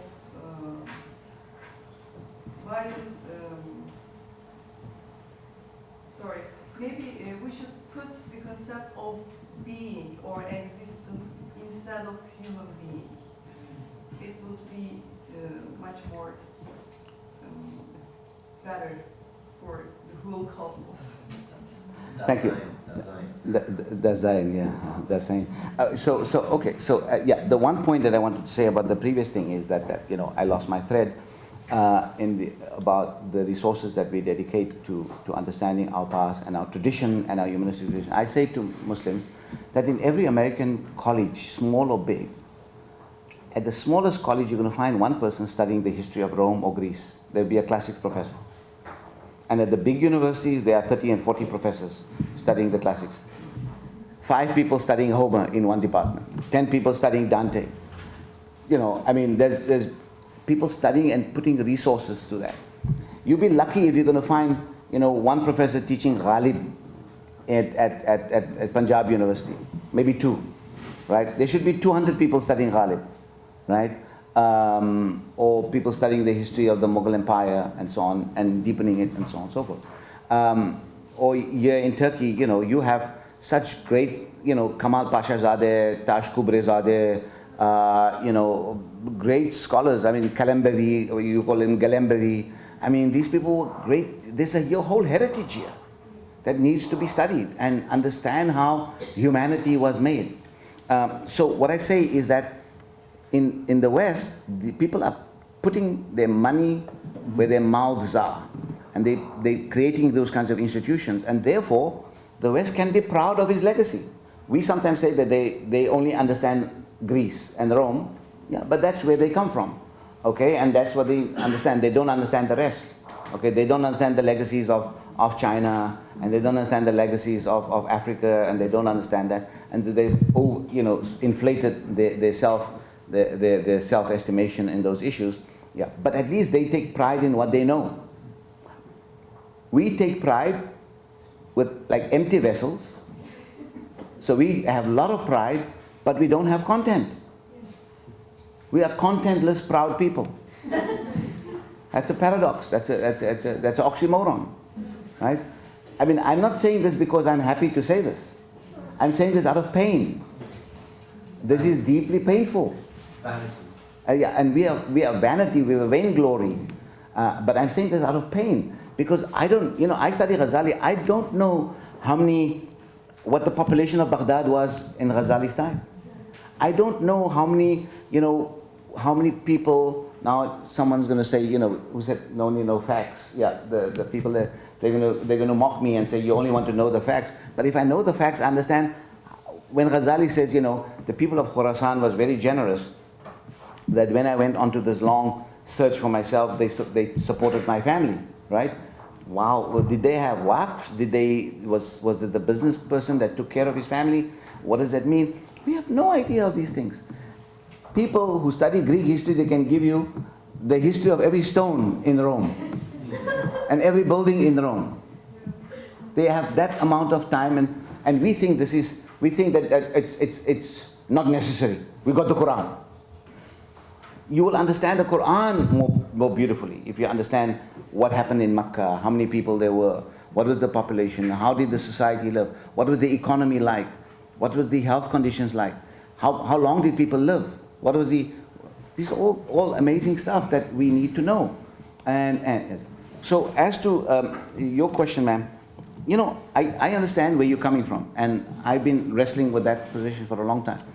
The question is that human beings have responsibility, and I know where you're coming from. I think the question of being is meaningless without the human in it.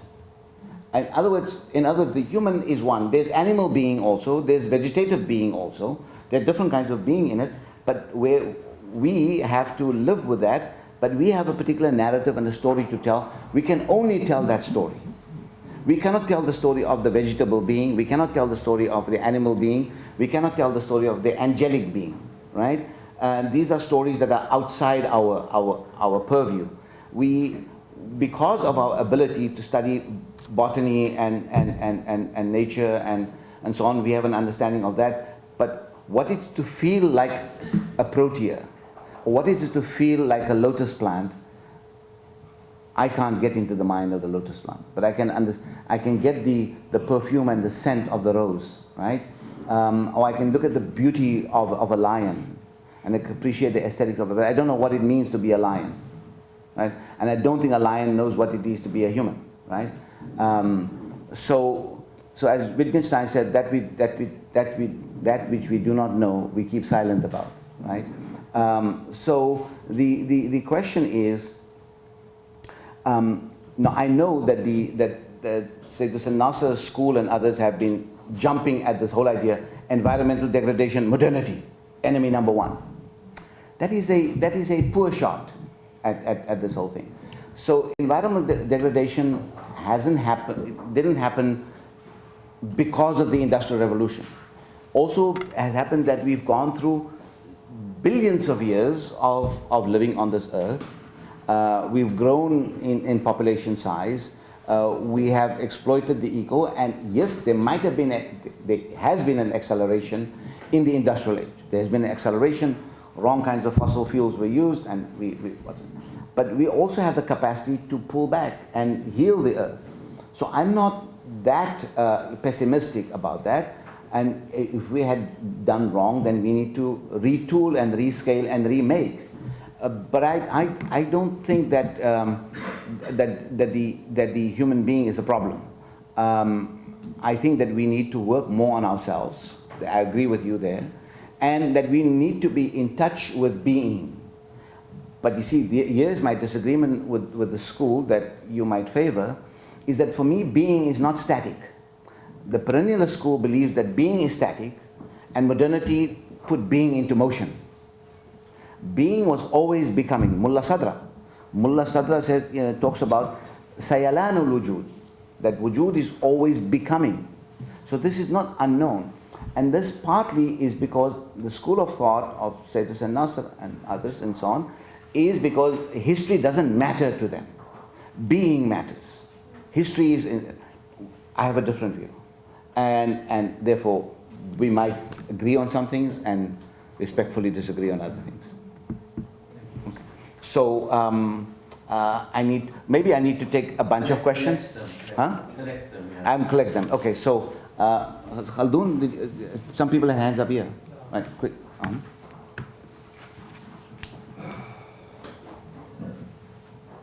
Okay. I have 4 questions. You should have said one question in 4 parts. Because Dr. Jansi said only one question. No, I'm only kidding. Okay. But please speak loudly. Please. Okay, Yeah. sorry. So let me start from the very first question you answered about being open, learning from everything. This reminded me of a story about Muhammad al-Hassan al-Shaybani, one of the 2 great pupils of Imam Abu Hanifa. He was secretly going to some of the Mu'tazilis and hearing from them, and then when his colleagues discovered, they told him not to do that, and then he kept doing that. And later on, after some years, he said, لو أني استمعت إلى أصحابي لفاتني علم كثير. If I had listened to my colleagues, I would have missed A lot of learning. A lot of learning and knowledge. So this is it's a principle of knowledge, to be open, to listen, and to endeavor for anything you can. But the question is, what are the limits? What is the boundary? Because Shaybani was, at the end, he didn't become a Mu'tazili, for example. I knew you were going to say that. So this is one question. What's the boundaries? The second question, I also agree with you about getting wisdom from what you call the West, the last 300 years or so. It's basically a Western knowledge, or it's a Western paradigm in which all humanity is participated in. But I don't agree with you about the globality of it. It's not global, but it's rather globalized. For example, let me give you an example. If we can think in a counterfactual manner and imagine that Columbus didn't discover the United States, but rather it was Pierre Reis, مثلا. Pierre Reis was the great Ottoman. Sorry. Navigator. Yeah. So would he have done to America what Columbus had done? And Yes. No. Okay. No. Just counterfactual. Okay. Yes. Go ahead. Third question about ethics, morality, Sharia, and all these questions. Many of those who speak about these issues, they sound interesting, and also I would agree in principle with most of what they say, but basically I miss the question of power. These whole transformations didn't happen overnight or didn't happen in a university. It happened through power, it happened through confrontation, it happened through wars and bloodshed. So how can you contextualize the proposal of restoring ethics back into the question of our very Islamic existential problem in the 21st century from this perspective? The last question, you talked about something that I would like to formulate in this question, how to create a mujtahid.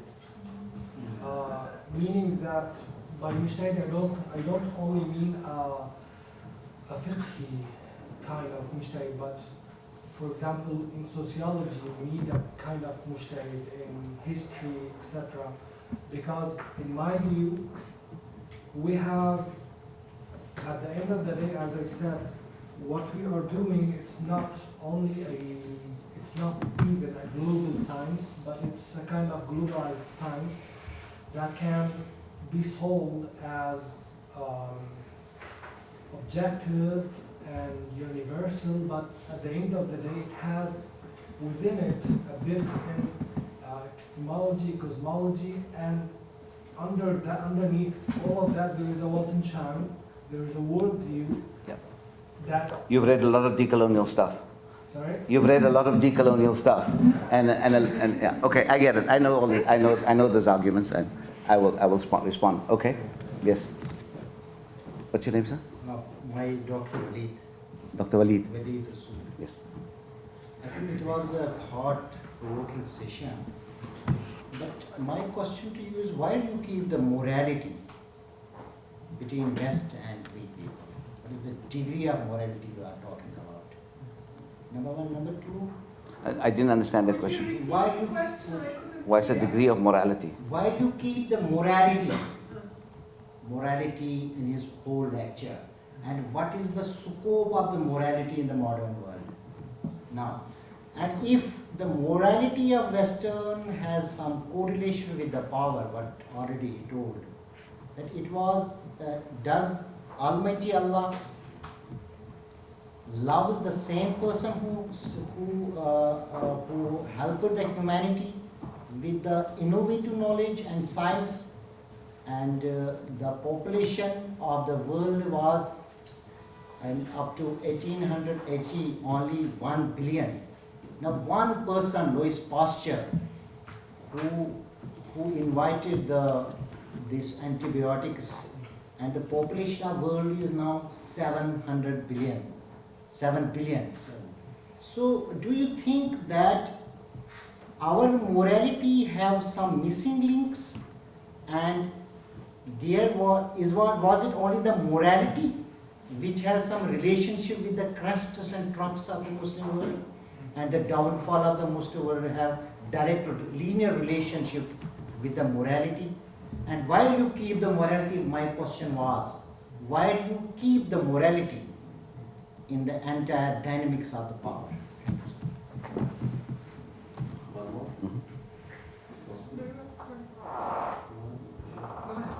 So, I'm reminded of the chapter of the Quran, Wal Asr. You know, I was thinking about Wal Asr throughout this lecture, that it seems that the predominant view of Asr is that we are in khasara, in the end of times, we are leading to a kind of a linear downfall. And I fear that Ibn Taymiyyah or Sayyid Hussain Nasr seem to agree that we are in some sort of downfall state.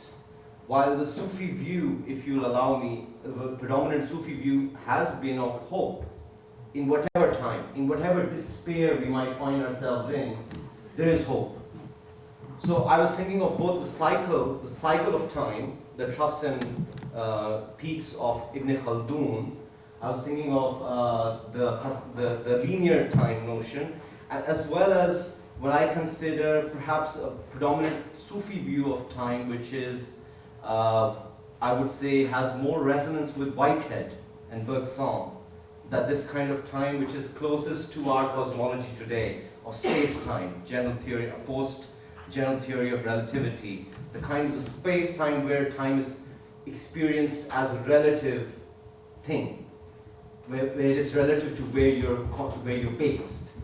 So beyond the context of a discussion on cosmos, I think the problem, the central problem which underpins a kind of rethinking or reevaluation is perhaps also the multiple views of time that we have to grapple with as Muslim thinkers today.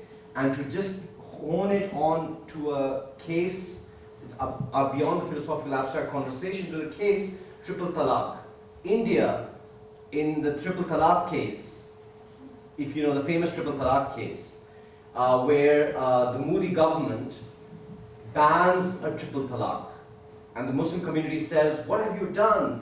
We want to hold on to this hablallah, to this rope of tradition, not in that sense, right? They want to hold on to this triple talaq because this is part of their customary practice. It has been for generations. And they wanted to hold on to it, and the Modi government was saying that this is against the human rights of the woman, because that was justification at least, that there are enough arguments in the Islamic tradition of talaq 3 times, spread out 3 moments, full intentioned moments in the Sufi sense, where it's not just a linear notion of talaq, talaq, talaq, but it's a fully intentioned talaq in 3 moments, where every moment counts, every moment matters. So I was just putting the kind of the abstract conversation to a more concrete case of talaq in India, and just to reflect for myself as well. These are just things I grapple with myself as a writer on Indian law and also on the nature of time. Yes. So I have 2 sort of overarching questions, which I feel like might cover some of the questions that have already been asked. But the first one is, do you have, and I know this will be a massive question, but since you mentioned literacy, is there a sort of methodology that you would also suggest that we study so that, I know this is obviously going to be a continual process as knowledge gets produced more and more. And of course with the internet we're exposed to so much of it, and we have to sort of negotiate which is the good and which is the wretched. But would you suggest a type of methodology that we could follow in order to not just ease the path, I suppose, but also to gain as much knowledge as we can so that we can become literate in the sense that I think you mentioned? And then my second question is, you have politics in the title of your paper, and I read through, and I think I might have done too quick a reading, so I didn't pick up on all of the political things that I wanted to as a political science student myself.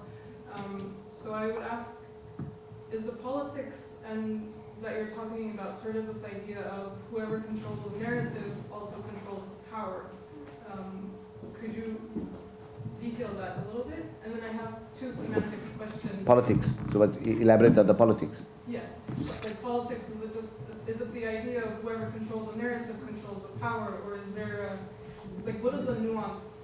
to it, essentially? And then my two semantics question is, are ethics and morality interchangeable? And do you have a term for deen today, like not just as religion, but since you mentioned in your article that it's something both private and public, is there a term today that would sort of parallel that in, I guess, like the Latin language or in English? So, this is this is already enough. Is it related? Good question. Is it related? Yes, please. Okay, because it's 9 o'clock and people might want to go home, and this answer is going to take an hour, so prepare yourself. Okay, I'm going to try and do it expeditious. In Fazlur Rahman's book, I think which you edited, Fazlur Rahman argues that there has never been, none of the Muslim scholars throughout the history has never laid out a consistent set of Islamic values. So Muslims don't have basically a value theory. We don't have it.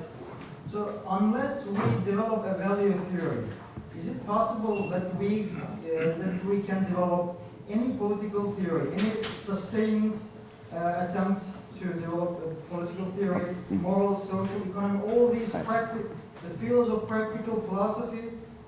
Is it possible to develop these fields? I think so it meshes in with the kind of question that other people have asked. The question about when you think about systematic moral theory, you thinking in terms of a nation state. That's my question to Fazlur Rahman. Yeah, you're looking for a coherent moral theory because your Islam is in a nation state. It's a state of bureaucracy. It's a particular kind of order. For that you need it. But in the empires, there was much less central control.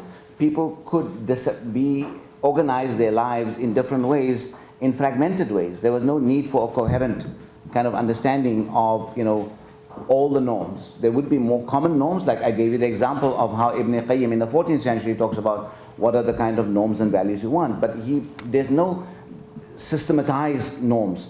The best Muslims did in terms of systematized norm is through fiqh. So fiqh was a systematized norm. Fazlur Rahman is unhappy with fiqh because fiqh basically is giving you practical answers but doesn't tell you what are those elements that must go into the temperament that I talked about. What are the big elements in the temperament, in the adab that must go on? That is what he's searching for, and that is what major themes of the Quran was all about. Major themes of the Quran was his attempt to look through the Quran and see how you can develop a kind of a sense of Islamic ethical values and so on. So, let me start with this systematically, and that will also overlap. So, let's start with the question of power. So, those of you who might have read the article, I frequently talk about there is that the crisis that Muslims are facing and the confrontation with the West. There is a power dynamic going on, and much of it is already implicit in the question of power. Now, one of the things that has happened to people like Khaldun's generation is that, power, and, everything is power, and there's discussion over power, but the issue is, how do you develop power? How do you gain power?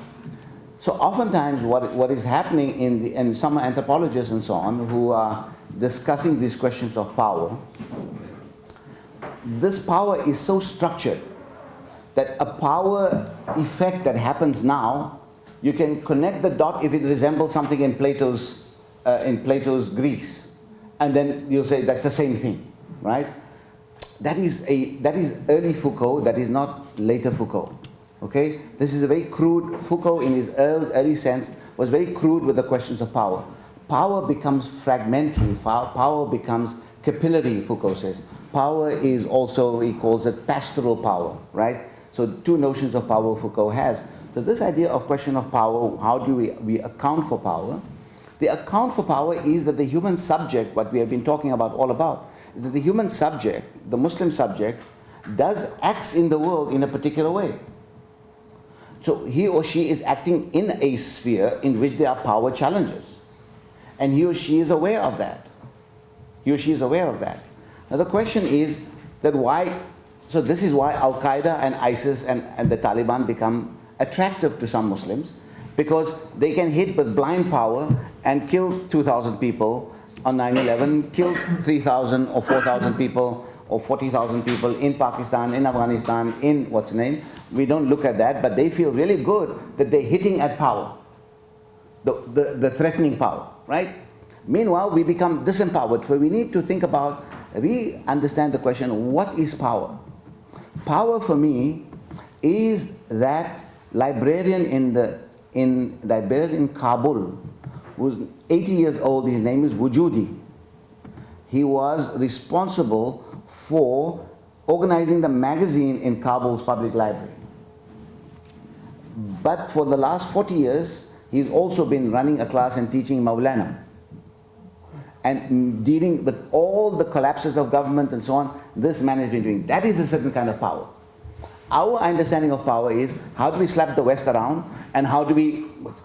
Only way you're going to make your country stronger is by building human communities, and not to create opportunities in which those human communities can be eradicated by a bomb that is going to be struck on you, or not be self-destruct through infighting. So the key issue of power is to be strategic. One of the biggest lacks in our thinking today is strategic intelligence. We lack strategic intelligence of how to think about questions of knowledge, and how knowledge needs to be organized, and how we are so demolished. We need to go in a preservation stage. We need to preserve our traditions, our people, millions of people, tens of thousands of people. You know, what does it cost one Afghan kid, one Pakistani or Indian or Iraqi kid? It costs tens of millions to make that kid. And that kid gets killed in a bomb, right? And the question is that we do have a aggressive West that is going in there, that is hitting at Muslim societies. But Muslim societies are also complicit. Muslim societies are complicit with the West. And they're taking decisions. So you can say those people who are complicit, they are the sellouts. Okay, so try and kill all of them and then see where we go. You need to be strategic of how you're going to change the conditions. You know, they took away Anwar Sadat. They brought in this place Mubarak. They had for 18 months, they had Mursi, they brought back Sisi. Okay? So these situations mean that, you know, we need to think strategically, how do we calculate power? How do we deliberate about power?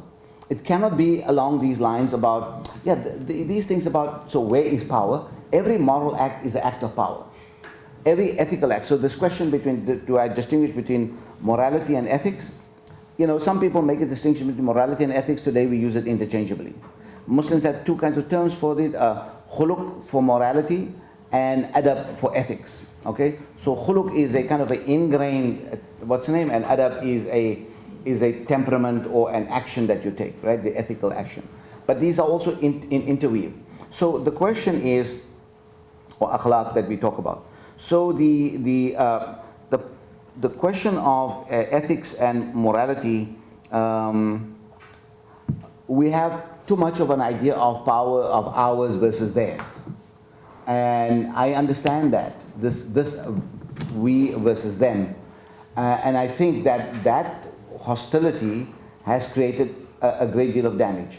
Now the question of knowledge, you know, the hypothetical, we can always create hypotheticals that if, you know, Rais went and rather than Columbus and would have done so. I don't have the answer to that. But these are things that make us feel good. These are the feel-good stories we tell ourselves. And I'm tired of, you know, us telling ourselves feel-good stories. Because I've been hoodwinked for more than 60 years by various Muslim people telling me different feel-good stories. So I don't believe in feel-good stories, okay? We need to be very hard on ourselves and take a very hard look at ourselves and our own actions. Yes, the West has got a lot to do with us, but look what language I'm speaking today. I'm not speaking my mother tongue Gujarati. I've been relocated in Africa. My great-grandfather was not forced to go there, he went there. He went to look for a better future there. He should have stayed in the village in India, right? And then we could have all spoken Gujarati. But this is a different order. This is the world of globality, and there are contestations and so on. But we're becoming too obsessed with the contestations that we're losing out the effort about self-making. And unfortunately, we are also now part of the West. There are millions of Muslims living in France and Britain and the United States and so on, and we are all interweaved. So what is the West and what is the East is a political issue, but I think it counts too much in our calculus, and we have a way of looking at that that is not going to be very productive for us. The knowledge that's produced in the West, in some ways knowledge is also continuity. Some Muslim apologists like to say that all the knowledge of the Muslims have been taken and the West has developed it, okay? Now there might be some ideas such as that, so people think that Copernicus might have taken some ideas of Al-Urdi in his theory, in his book, a recent book, Sari Nusayba, the story of reason in Islam, and several others. My colleague Ahmed Dalal and others have talked about those things. But the West has made something else with the inheritance and so on. So knowledge is inheritance that are passed between civilizations. Why don't we talk about the discovery of paper in China that Muslims perfected, and we created a written culture? That 99% of our culture is a written culture, which through borrowings and takings. So this idea, so power, okay, so we took the power of the Chinese, and now we became Chinese because we took power. This idea of power is a little bit overdone. It's a failure to do the work. So let's do the work and this question. So I think the same answer to Dr. Walid, that power is lovers of humanity. Not only the power, you have not talked, they helped the humanity. Who's that? More than Western powers who are presently dominant. You are, they helped more humanity. So you gave the example of Louis Pasteur, and through the antibiotics and through penicillin and through the scientific discoveries, the humanity has grown. Now, if that sister would say that's precisely, would have said that is precisely what we did. We did wrong. The planet is overpopulated, and therefore we have what's in. So it goes both ways. These arguments, right? People would say, and we had a conference of 2 days on bioethics, and today we're dealing with stem cell issues. There are people who believe that this kind of interference in nature to discover God's laws in nature is itself satanic. So if Muslims would have, for instance, looked at the, if they were Muslims instead of Louis Pasteur, and looking at how do we create, to fight off disease and how to fight off, viruses and stuff, they would say, why are you scratching and dealing and molesting God's nature? Leave it as it is intact. So what you're saying, now that I maybe misunderstood you first, but what you're saying that science brings a certain kind of power, is that what you're saying? Yeah. But I didn't understand what you meant. They helped humanity more than we people. If we I can't make that judgment. If we are sitting in the hall, there might have been ratio of only 25% among us would have been living. When after discovery of antibiotics. It is because of the Western world we are sitting here. Okay. Look, for the sake of argument, I'm going to say that a lot of good happened. Okay, I'm not in a position to say that they help more. Okay, because I think we don't have that kind of measurement. But in what we can say is that scientific. But what about the people who discovered the wheel? The people that discovered the wheel, millions ago, helped humanity that we can know each other and we traveled. So I don't think we can take it on a single discovery analysis of what has been done. And what about the people that discovered, the aeroplane on the people or the shipping? The first ships were made in parts of the East. I wouldn't go there. I thought I misunderstood your question. So maybe most of my comments were for Khaldun on the question of power. I think that we need to think about ethical and moral conduct as also the question of power. And yes, indeed, we need to get involved in the business of science. But in the business of science, what happens is that every Muslim scientist or young kid that I meet at university is worried about evolution. They sit in a biology class and they shiver. They're scared. They don't understand. They don't clear answers because in the science and they talk about the Big Bang Theory. And we started from there. And now they want to know where God is. So they can never get their heads into innovative stuff. Innovation, because the soul is being, the Muslim soul and the Muslim knowledge is not being made relevant to the world. The deep struggles that we have. We have problems with knowledge. I meet with young Muslims who tell me Islam, cannot follow a constitutional order because the Quran is our constitution.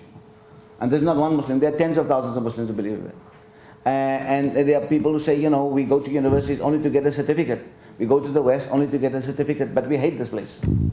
And we hate these knowledge structures and so on.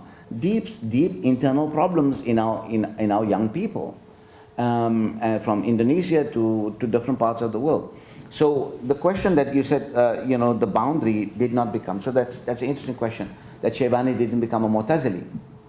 Look, knowledge is where you acquire, but you're going to take, so you asked the boundary, right? So this is also a question about the boundary, the limits. What is the limits of change? I'm surprised no one asked, what's the limits of change? Because that is part of Muslim psychosis, right? And part of our pathology. Or we don't want to change too much, then we're going to lose everything. You're not going to change. Life changes you. History alters you. You have no power against that. What you have, the choice is how do you make the best choices under these changes? How do you make the best choices there? So I think that the question of the boundary is a hypothetical question, Khaldun. And Shaybani took the knowledge that worked for him. Maybe he was under political constraint. To become a Mu'tazili would have meant a major burden on him that he might have, I mean, later some Jassas, for instance, was a Hanafi and a Mu'tazili. But that was later. There was more toleration. But, you know, Shaybani could not declare his Mu'tazilism, but maybe internalize some aspects of the Mu'tazili ideas. So the context decides how much you can take on board at a particular time. In other words, the politics decides. The theopolitical, the political theological that you adopt will tell you what parts you take, what parts you cannot take, right? And so we are always under constraint. That is the constraint. You're asking the boundary. The boundary is the pragmatism of a particular time and a moment that's going to push you in a particular direction. You're global or globalized. Yeah, so that answers your problem. I see where you're coming from, that these become globalized, is global capitalism circulates these objects and everybody wants them and so on and so forth. I understand that. Now, until we find an alternative, this is the game we have to play. Or we can shift this game and make it less commercial, less consumption. We have to make it less consumptive, less commodification, and find another way, right? So we don't have to go for the worst aspects of capitalism, and we don't. But we are in it already, right? So the extrication is not that easy. I mean, Samir Amin, who died recently, said we need to cut ourselves off, right? You have to isolate ourselves, okay? China did it for several years, and now it's playing the biggest global game, right? So I'm not sure. I'm not an economist. I can't advise Muslims on those things. I'm a layperson when it comes to economy. But what I know about ideas and the circulation of ideas, I understand what you're saying and the power of ideas and how globalization happens. But I think that we can see the worth and value in certain things. And what is worth and valuable, we have to take, whether it's from a foreign provenance or a less known provenance amongst our own tradition that we need to rehabilitate, right? I mean, Muhammad Abdu and Sir Sayyid Ahmad Khan rehabilitated Mu'tazilism, or a version of that. There's always a rehabilitation of certain ideas, and sometimes they felt it politically. It was a bit of a hot potato. Muhammad Abdu removed the idea of the Khalqul Quran from Risalatul Tawheed when he realized that it's politically not opportune.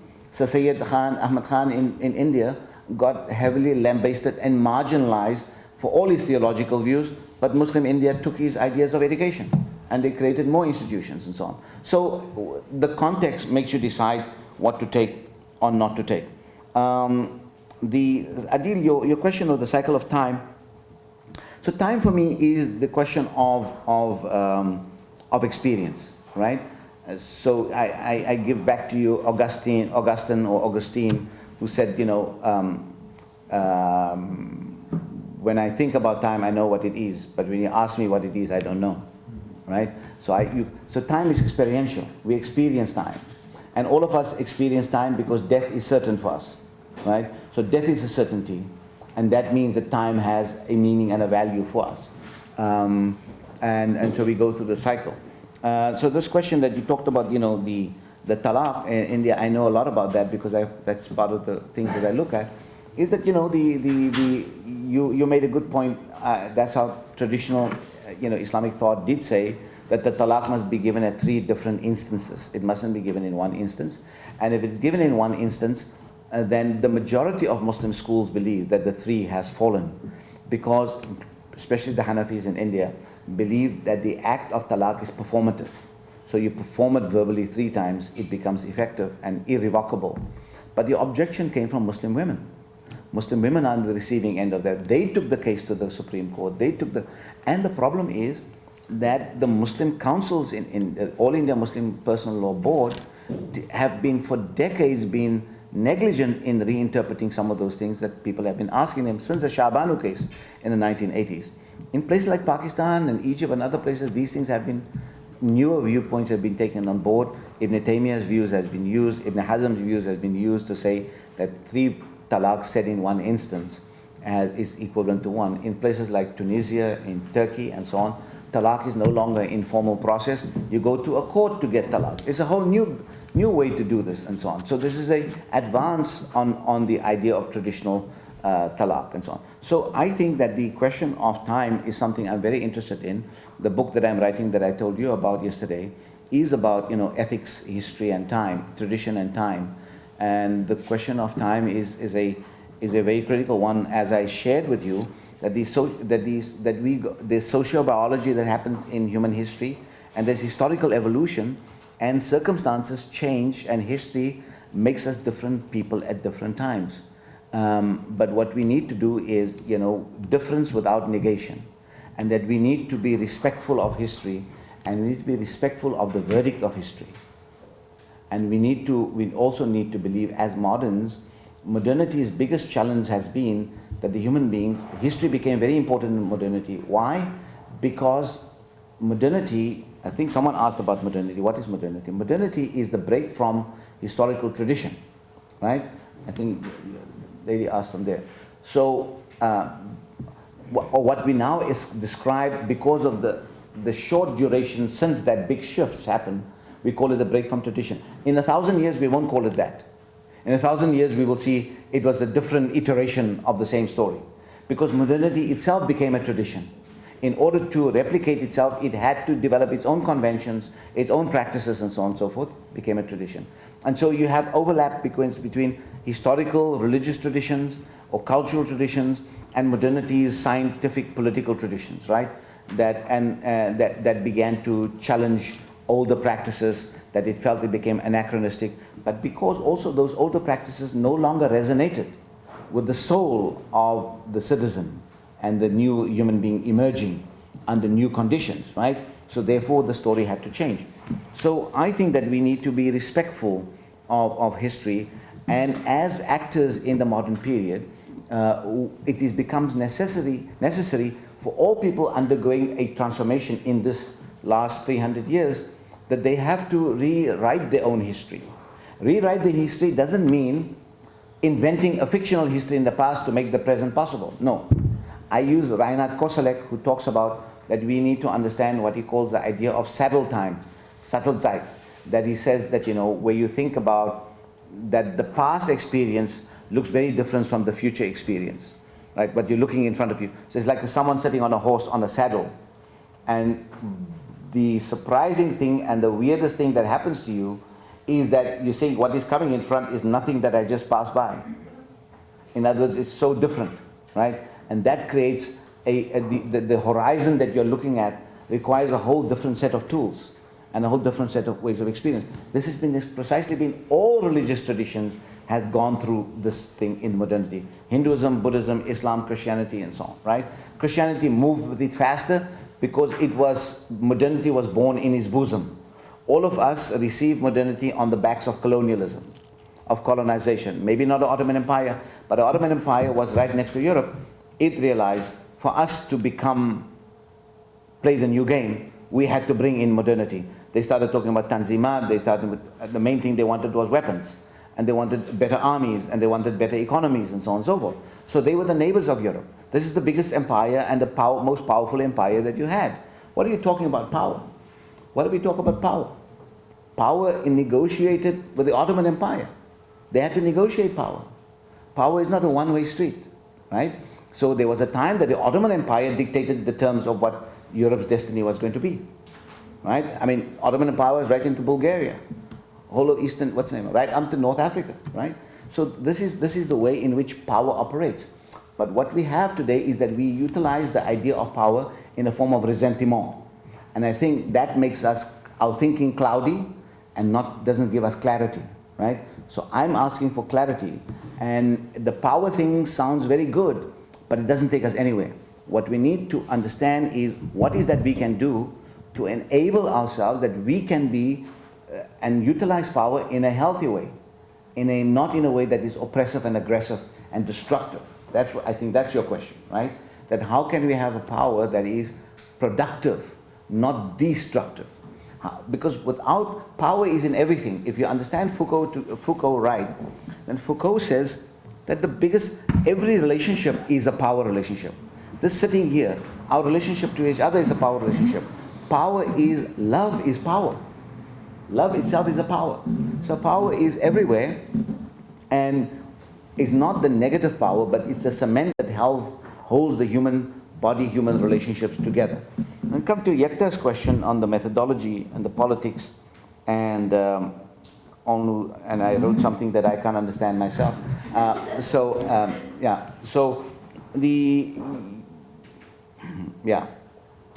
Your question about the methodology was, Becoming literate. Literate, yeah. Look, everywhere I go, I've been last 21 years in America, and America is different from Europe in that it's an iconoclastic society.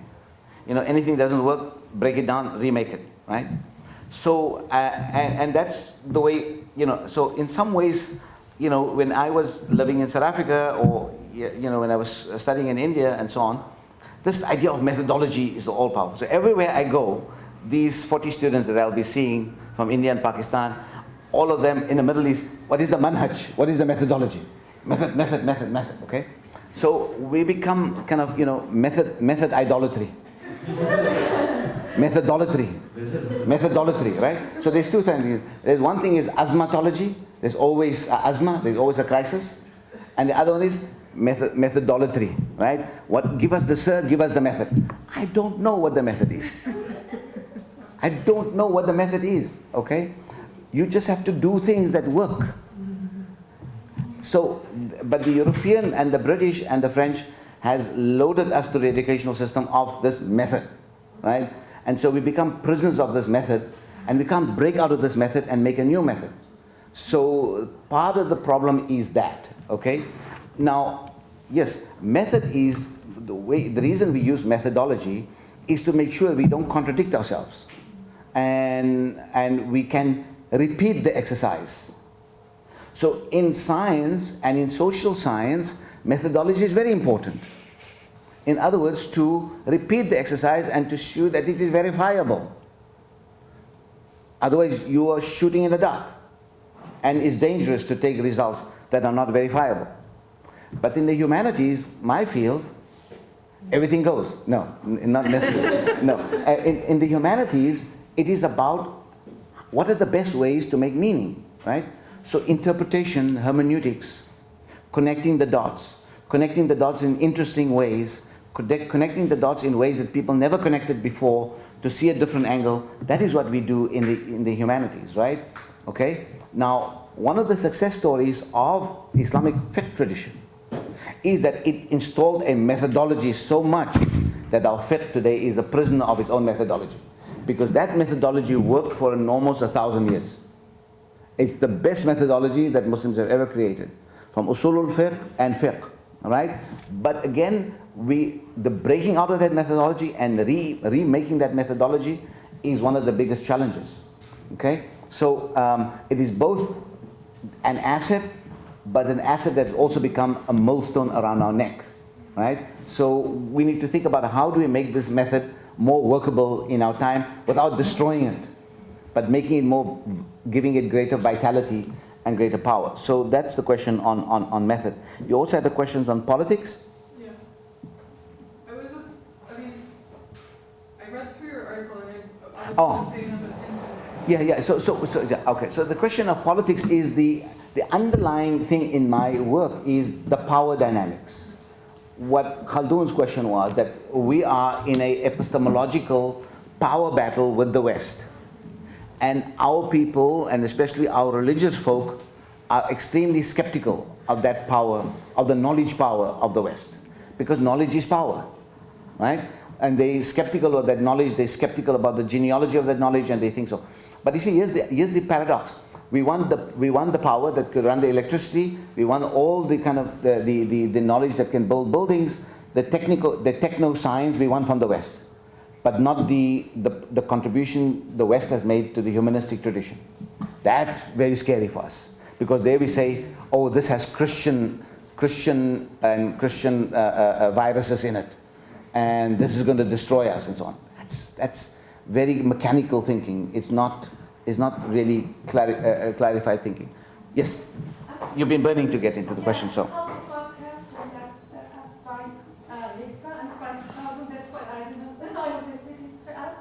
But actually now I like similar question.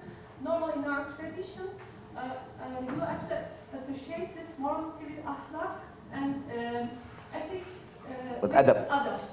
But as far as I know, they are like impact. There is like ahlâk, and adab is like a kind of behavioral aspects. But now in the ethics, in the Western ethics, they are like divided after modernity, and this divide like even creates big political philosophies. So ethics seems like more neutral, that procedural governance like grabbing it. But morality like seems like more controversial, more like identical. What do you think? I mean, in Islam, should be like divided, although it's already divided in our minds, because now for us, if the good, if the right, and if the beautiful is not the same for us, it actually is divided. So it's not in the Prophet time. It was intact before. The first is this question, and the second is about power. Actually, I'm writing about anti-power. Anti-power is a new political philosophy that suggests that we cannot, let's say, eliminate power by creating other powers, but we can create anti-power. And this anti-power can be like different in every society. What do you think? Everything is power. and anti-power is also another kind of power, but the word I'm looking for, that the utilization and the exercise of that power can be more beautiful, can be more wholesome, can be more ecological. Okay, so we need to have ecological power, and we need to think ecologically. Maybe not in this chapter, but in other things that I've written about. I'm thinking that we need to think more ecologically in our thinking, right? And so even the anti-power means that we're going to exercise this power in a different way. Part of the issue that you talked about, morality, akhlaq, and adab as ethics and so on, is part of also the way we have been taught in this methodology. That this is akhlaq and this is adab. They work together. And in the Western tradition, if you read the work of Bernard Williams, a major scholar of ethics and so on, goes through the whole debate that in the past ethics and morals were separate, but now it's also considered to be, because what people talked about is kind of they talked about a meta-ethics and an ethics, right? And applied ethics and so on. And some of these distinctions, not entirely helpful, and sometimes they were helpful. So it depends on what kind of language you use and what kind of methodology you use, that you're going to make a distinction or not make a distinction. So I think this question of ethics, I don't think I have anything to add, just to say that you can go both ways on that, and I don't think we should be too preoccupied with these distinctions, but let's do the work. Let's do the work. In other words, let's apply our minds and so on. So one of the things I've noticed of Turkish academia, very formalistic, okay, very formalistic, and that also creates walls of conversation. So it becomes so obsessed with the method. What you now have a new word, I just made it up today, methodolatry. Okay, this method idolatry, all right? So the method is there to help you get to your point. It's not there to hold you back. So what has happened, the method is like weights around our feet. But method is actually, should be enabling you to get to the truth. The method is not the truth itself. But method is the means to take you to the truth, to discover the truth, or to recognize the facts. And I forgot to answer your question at the back, the first questioner. People who say that facts are irrelevant, right? And facts doesn't matter. I don't know how they're going to make meaning without facts. So then it can mean that it can be a hallucination, and they would say that it has meaning. But facts matter. Facts describe the state of our world. And then the task remains, now some of the criticism is that everything is just not fact-based, but you must make meaning out of the facts. Maybe that's the message they're trying to say. So what some people see is that Western civilization is it's also a certain kind of reductionism of the West, that Western civilization is all about materialism, and there's no faith, and there's no greater meaning. That is such an impoverished, and such a lazy analysis, and such a sad analysis. Because those of us who live in the West and those of us who read the West can see that people are struggling with major existential issues. But the fact that it has been developed into society, as Dr. Walid said, that it also made certain kind of innovations that created material prosperity. So what do the poor Muslims do? What do the poor Muslims do? They don't have material prosperity. They have civil wars and famine and lots of, so they're going to say, we're going to get it in the afterlife. So power is the power. My friend Ziauddin Sardar wrote that morality, or this kind of moralizing, is a poor man's alternative to power. Morality is a poor man's, this kind of moralizing. It's not my quote, it's Ziauddin Sardar wrote this many years ago. Morality is a poor man's alternative to power.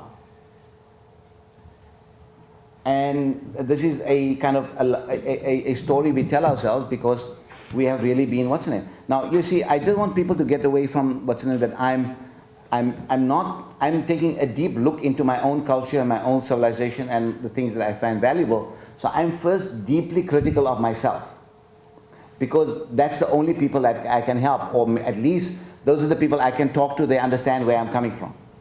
I don't think this is going to be very valuable to people in New York who are not from this. They're going to say, another crazy Muslim doing stuff, right? That's okay. But I need to talk to people who can hear me, and I want to also show that it's not all. See, I could have given you a fantastic story that would have made you sleep so well tonight, right? I don't sleep well these days because I got jet lag. So I want all of you to be really, nervous and upset tonight. So therefore I gave you this harsh story. But it is the real story. And if I'm not going to tell you the story about our major shortcomings and tragedies, then I'm not honest with you. And I'm sure all of you can disagree with me, but many of you will say that some of the things you are saying does resonate. And if that is it, then we had a great evening. I thank you very much for your time, for your questions.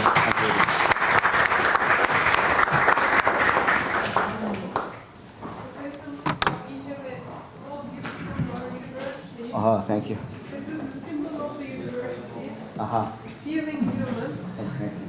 So, Thank you so much. Oh, wow, this is amazing. Please. The photo opportunity.